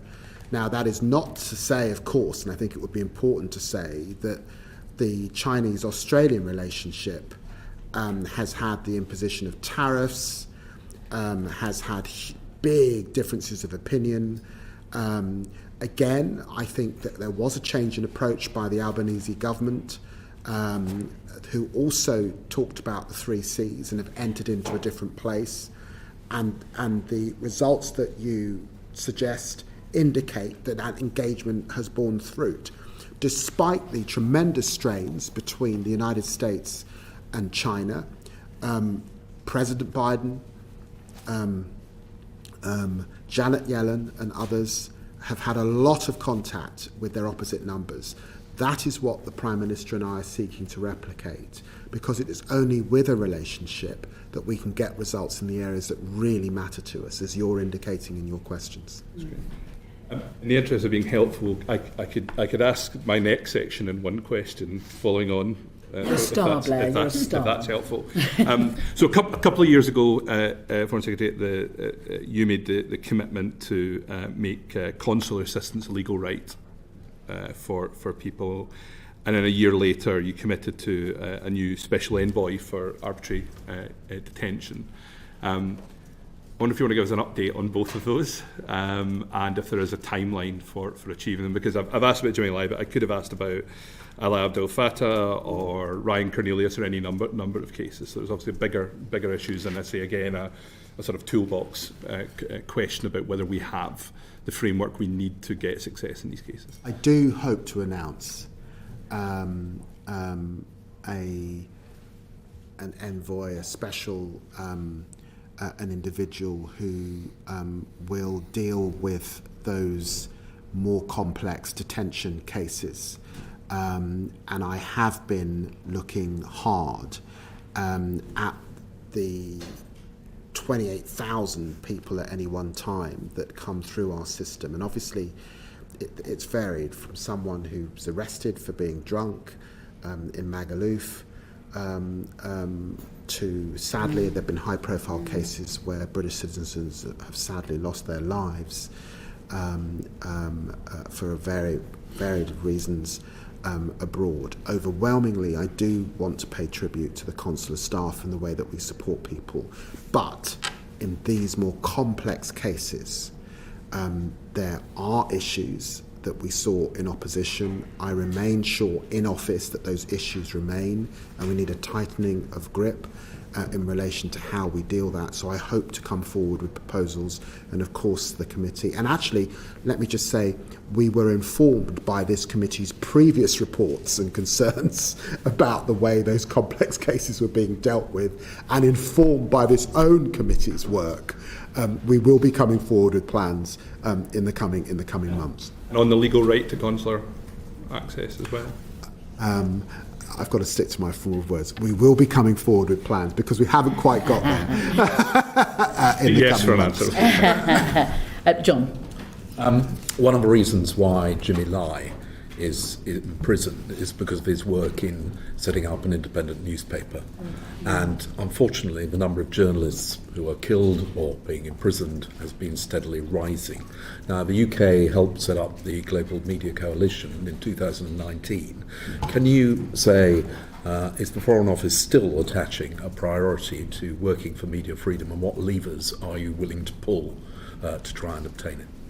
I'm so sorry, John, I missed the end of that question. Are we sorry? Is the Foreign Office still making global media freedom a priority, and what levers are you willing to pull to try and achieve it? Yes, I do recognise that the last government prioritised working with media on the ground, grassroots, in communities all across the world. That was important work. I suppose I'm focused in relation to that work on disinformation and misinformation particularly. And I think that is a particular issue in countries like Moldova and Europe, where we are supporting and doing work. And I'm also keen, as you would expect from a progressive foreign secretary, to also be clear that the rules-based order particularly, and the broader family of issues that sit under the sort of human rights umbrella are also on our minds as we endeavour in that work. So we're looking at this holistically, but the work that I saw under the last government in this area was good work, and I would hope that it would continue.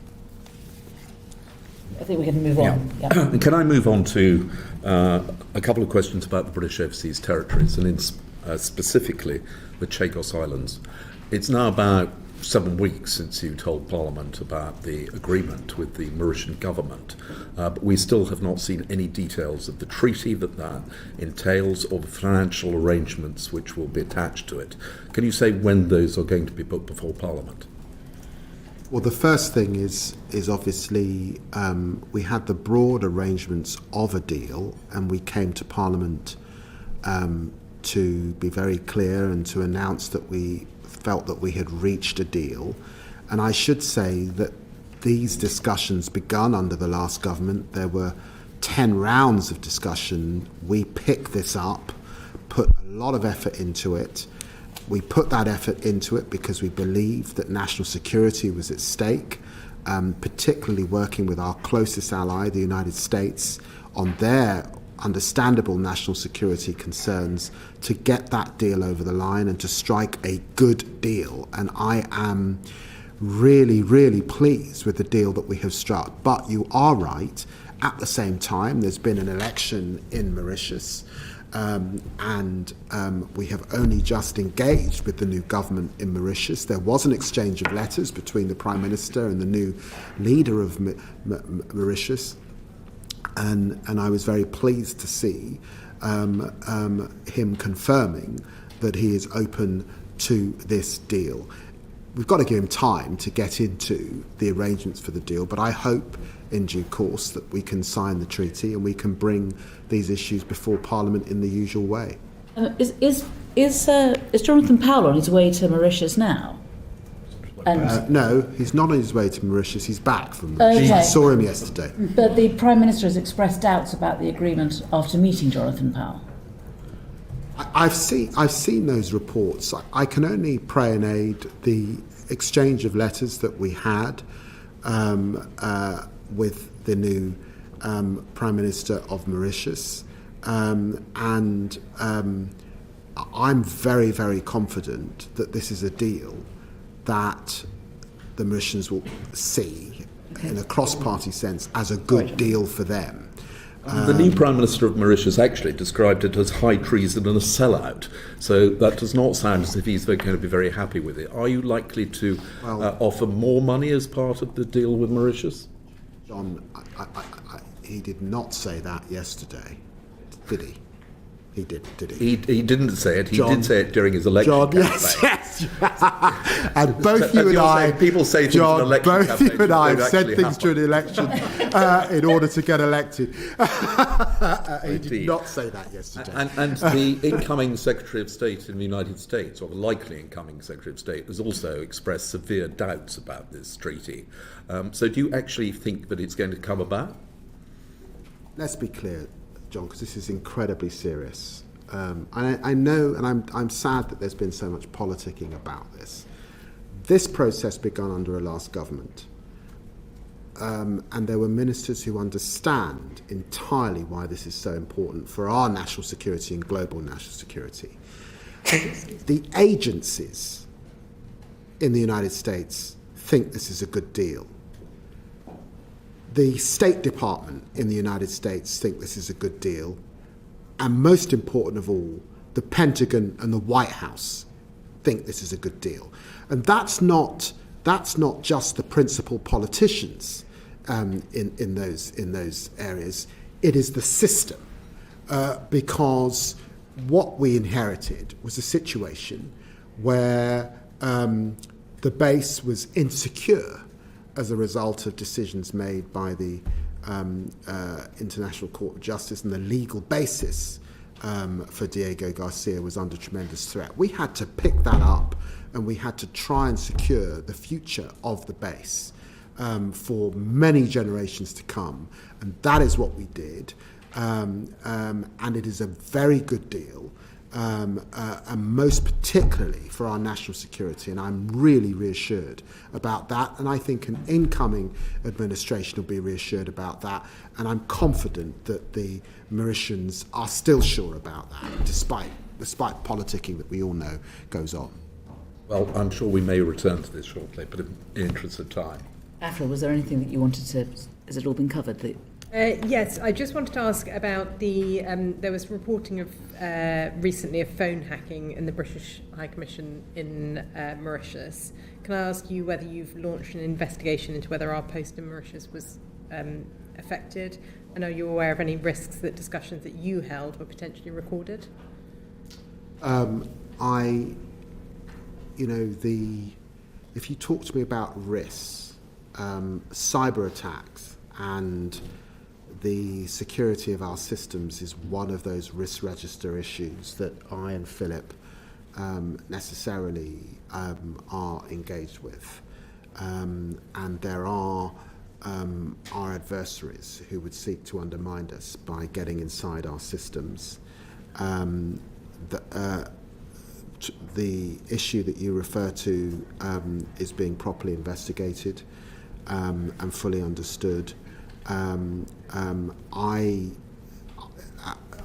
have not had conversations at the high security levels in that way, in a way that could be breached, because that would not be appropriate for me as Foreign Secretary.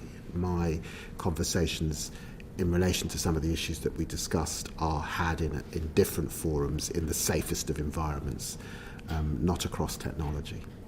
Well, we better move on quickly. We've got Ukraine to deal with. Richard. Thanks, Emily. I'd like to ask first Foreign Secretary about the business of frozen Russian assets.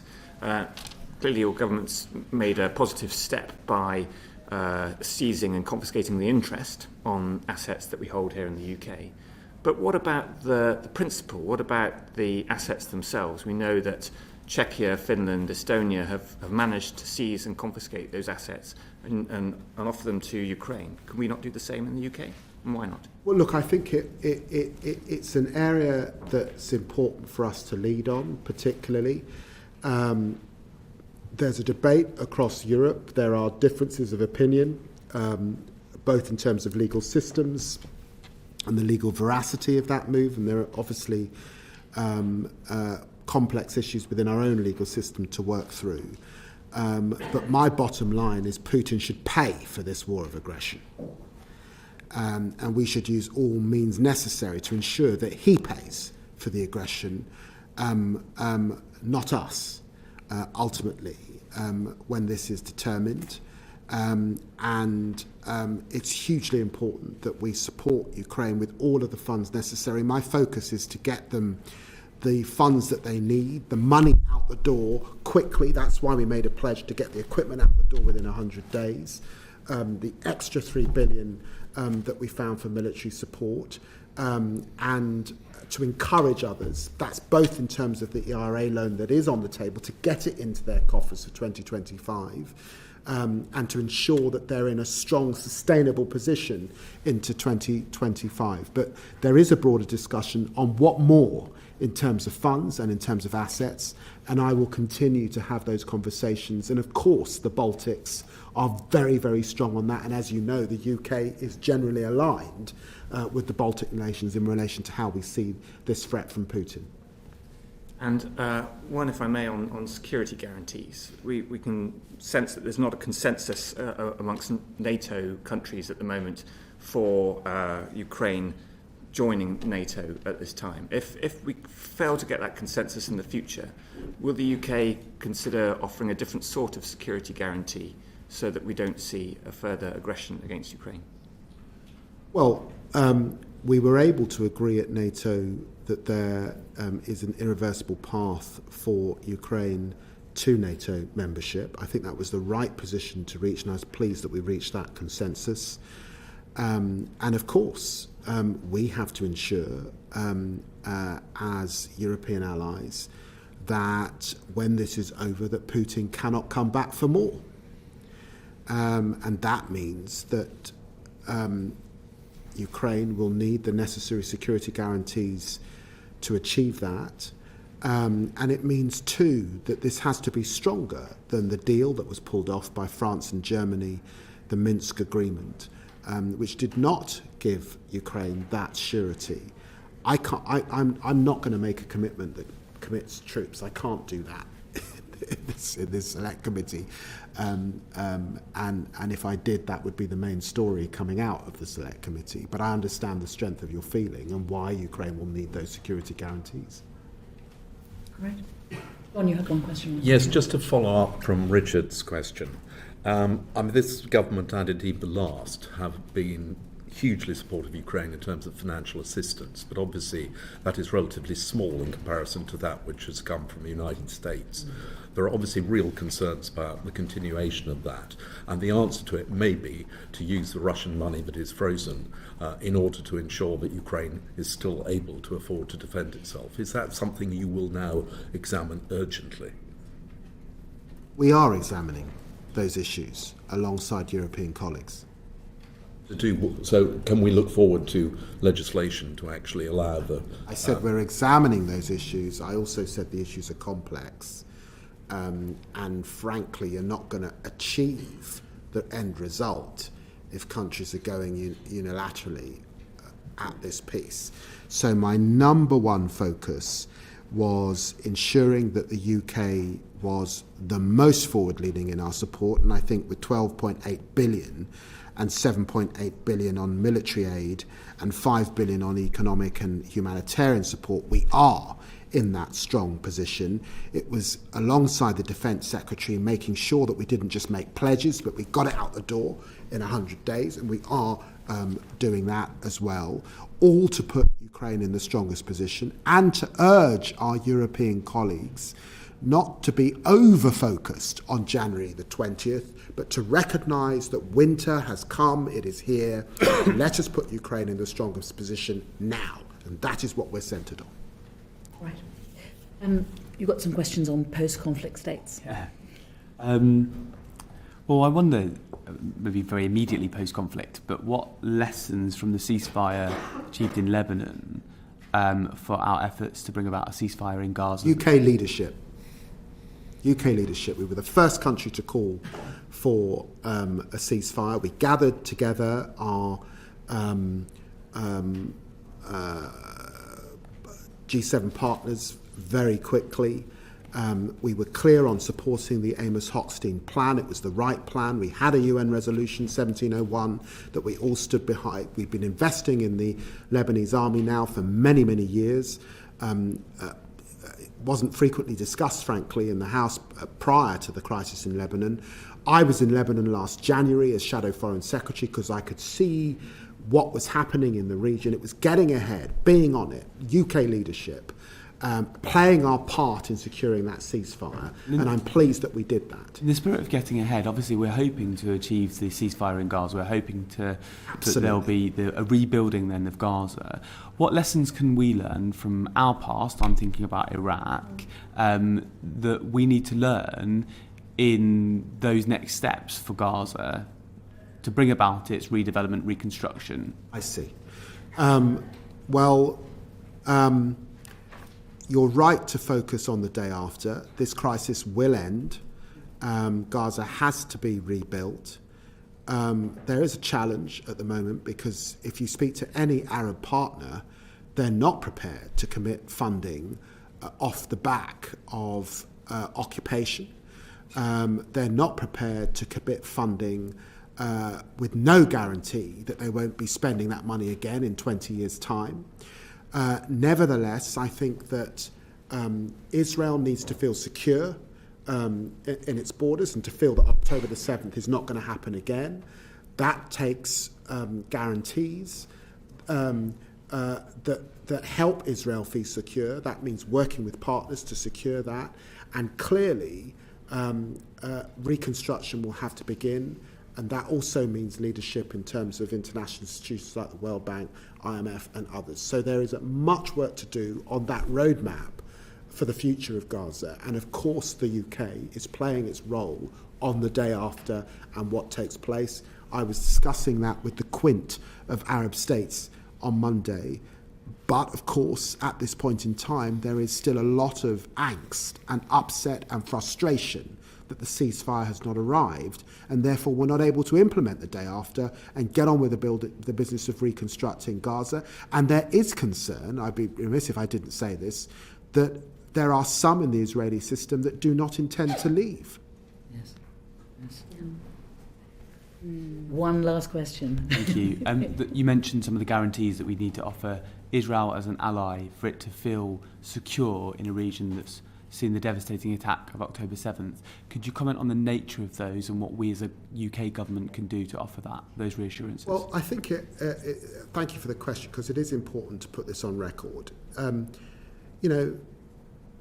People forget that Israel had put up for several years with rocket fire from Hamas into Tel Aviv and broader Israel.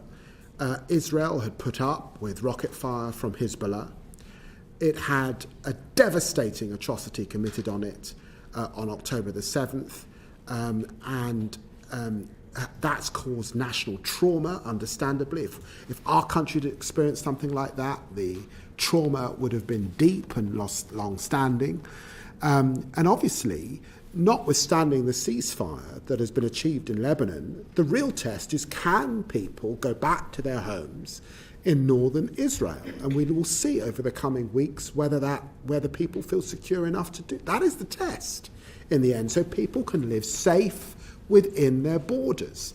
And of course, the UK will play its role in achieving that, which is why, and we should not forget, it's not come up really at the committee today, that we mustn't forget the pernicious role of Iran in this, sitting behind proxies, Hezbollah, Hamas, the Houthis and others, and an ideology that wants to see Israel driven into the sea, and an ideology that's busy at the moment on nuclear enrichment, which we must stand up to and stand against, because it would make the Middle East more dangerous than it currently is if we saw nuclear escalation as well. So this is complex, but that gets to the heart of the guarantees that the Israeli people rightly and appropriately need to see if we are to get to peace in the region.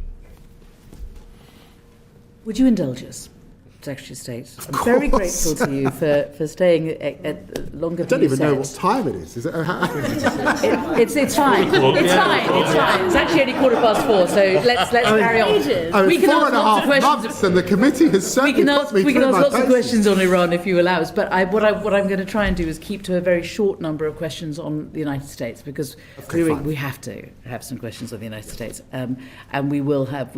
Obviously we're a new committee, we're very keen, and I have to say I compliment fellow members of the committee for being as disciplined as they have been and for getting us through. But I would like us to ask a few questions about the States, and Afra, I think, is going to lead off. Thank you, Foreign Secretary. I'm sure you'll agree that the US is our closest ally, and that the special relationship is an alliance and a friendship like no other. You have in the past made some extremely undiplomatic remarks about incoming US President Trump. And as you've noted today, language matters. Given some of your past remarks, including, I think, comparing President-elect Trump to Hitler in a tweet, calling him a woman-hating, neo-Nazi sympathizing sociopath, calling him a profound threat to the international order that has been the foundation of Western progress for so long, and saying that Donald Trump is not welcome in our country. Do you now regret your comments, and what actions will you be taking to strengthen the special relationship with the incoming Trump administration? Well, look, can I say that you're absolutely right that the United States is our closest ally. We have a very important, deep military partnership over many years. I think there are 10,000 US troops based in this country, over 30,000 across Europe. We have a tremendous intelligence capability working with the United States and our Five Eyes partners. That was on show in the run-up to the war in Ukraine. We have over 1.1 trillion invested in each other's economies, 2 million jobs on both sides of the Atlantic. And the truth is, whoever is in the White House or number 10, whatever political party, our relationship is key and is important, not just to our own populations, but to global security. And that will continue. And I've got to tell you, I enjoyed meeting Donald Trump. I enjoyed, he was a very gracious host in Trump Tower. The Prime Minister and I had a good meal. We had good discussion. We had a laugh in places. And I look forward to working with him. I also have met J.D. Vance before becoming the VP candidate. We talked extensively about our two books and our understanding of impoverished communities from different political perspectives. I am a politician, Miss Brandreth, that's worked across the political aisle for many years. That's why David Cameron asked me to lead a review into the criminal justice system. It's why I've been able to have good conversation with William Hague, who I think was broadly a very successful foreign secretary under a last Conservative government. It's why I worked with Theresa May on human trafficking and a whole range of issues. So I look forward to working with Donald Trump, and you will find if you scan the tweets of the sort of 2014, 15, that sort of period of time, that all politicians from all descriptions had all sorts of things to say about Donald Trump. I think the last Foreign Secretary, David Cameron, described him as a misogynist and a xenophobe. He was able to go and see him in Mar-a-Lago, just as myself and Keir Starmer were able to engage with him in Trump Tower just a few weeks ago. So do you now regret your comments? I'm not looking back, I'm looking forward.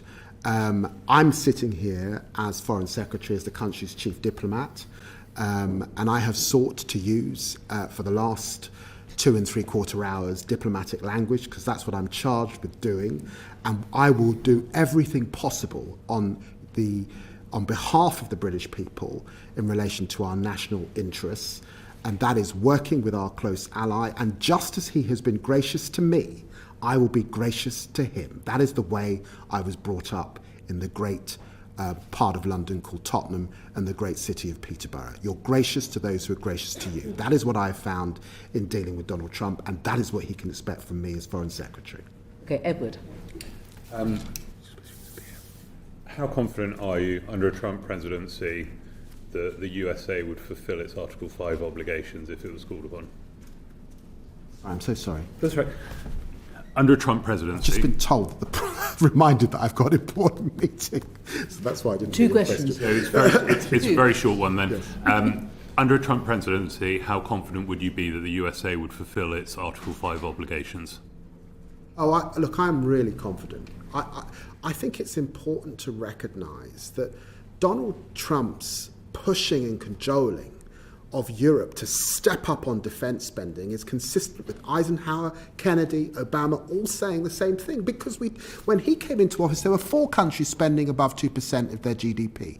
We fell backwards from the 2.5% we were spending in government. He was right about that.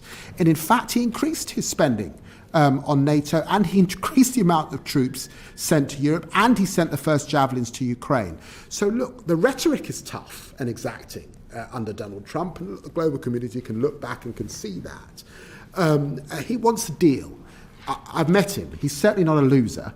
I'm quite sure that NATO, as we understand it, the best alliance of countries the modern world has seen, will continue and go from strength to strength. Thank you. And last question we promised, Foreign Secretary, and we'll let you go. But this feels important. And I completely agree, of course. Our relationship is incredibly special and important with the US. I've personally lived and worked in the US myself. But part of what makes our relationship so special is that it's been founded around, in part, shared values. Now, I do wonder, with this incoming administration, we've seen, unfortunately, even over recent years, a bit of a reduction in some ways around women's rights, particularly reproductive rights. And to some extent, to my question earlier about red lines and trade deals and discussions and relationships when it came to climate, I wonder if I could pose the same question to you here as well, to some extent, around if we see a continued infringement on women's rights, does that change the nature of our deals that you touched on earlier, and how we'll go about our relationship with the US? We're a progressive government. We have our values, and the United Kingdom will continue to support, for example, women's reproductive rights in much of the global south. That's very important work. And that work has been consistent across Conservative governments and Labour governments. But look, I do think in thinking about our friends in the United States, it is really important that we recognise that women voted for Donald Trump in their millions, that African Americans voted for Donald Trump, that Latino and Hispanic communities vote for Donald Trump, and it's incumbent on us as politicians to reflect on that democratic process that has now come to pass. And that is why I look forward to working with the United States. As Foreign Secretary, it is important for me to say this, to put this conflict of interest on the record. I'm probably the biggest Atlanticist that there has been as our chief diplomat. I have been to the United States more times than I've been to France. I have studied, I have worked, I have family. My father is buried in the United States. It's a country I've known over many years, and I've followed it through successive presidents of different political persuasions and strides. It's a great, great country, and I remain excited and enthused and honoured to do this job, and I look forward to working with the United States ultimately to keep people safe, because that is what that partnership has achieved since the middle of the last century. It has created a global order that by and large, we don't always get it right, but by and large, it has kept many, many, many millions of people safe. And it's a great honour to do this role and to have spent such a long time with you this afternoon. Thank you. On that note, thank you both very much for your time this afternoon. We look forward to seeing you early next year, I hope, Secretary of State. We can talk about the China review, Iran, Sudan, South America. We can talk. But this time, I think, Sir Philip, is your last time before the committee. And I just wanted to, before your retirement, I wanted to wish you all the best. And thank you very much for coming today. And let me just put on record my thanks to Sir Philip. The transition into government has been really smooth. Philip's commitment to ensure that we had an orderly transition, that we got up to speed as a group of ministers as best we could, that we were able to implement our priorities has been exemplary. And let me also put on my records my thank to Philip Barton. I'm very, very grateful indeed. Thank you. thank you. Thank you very much. Order.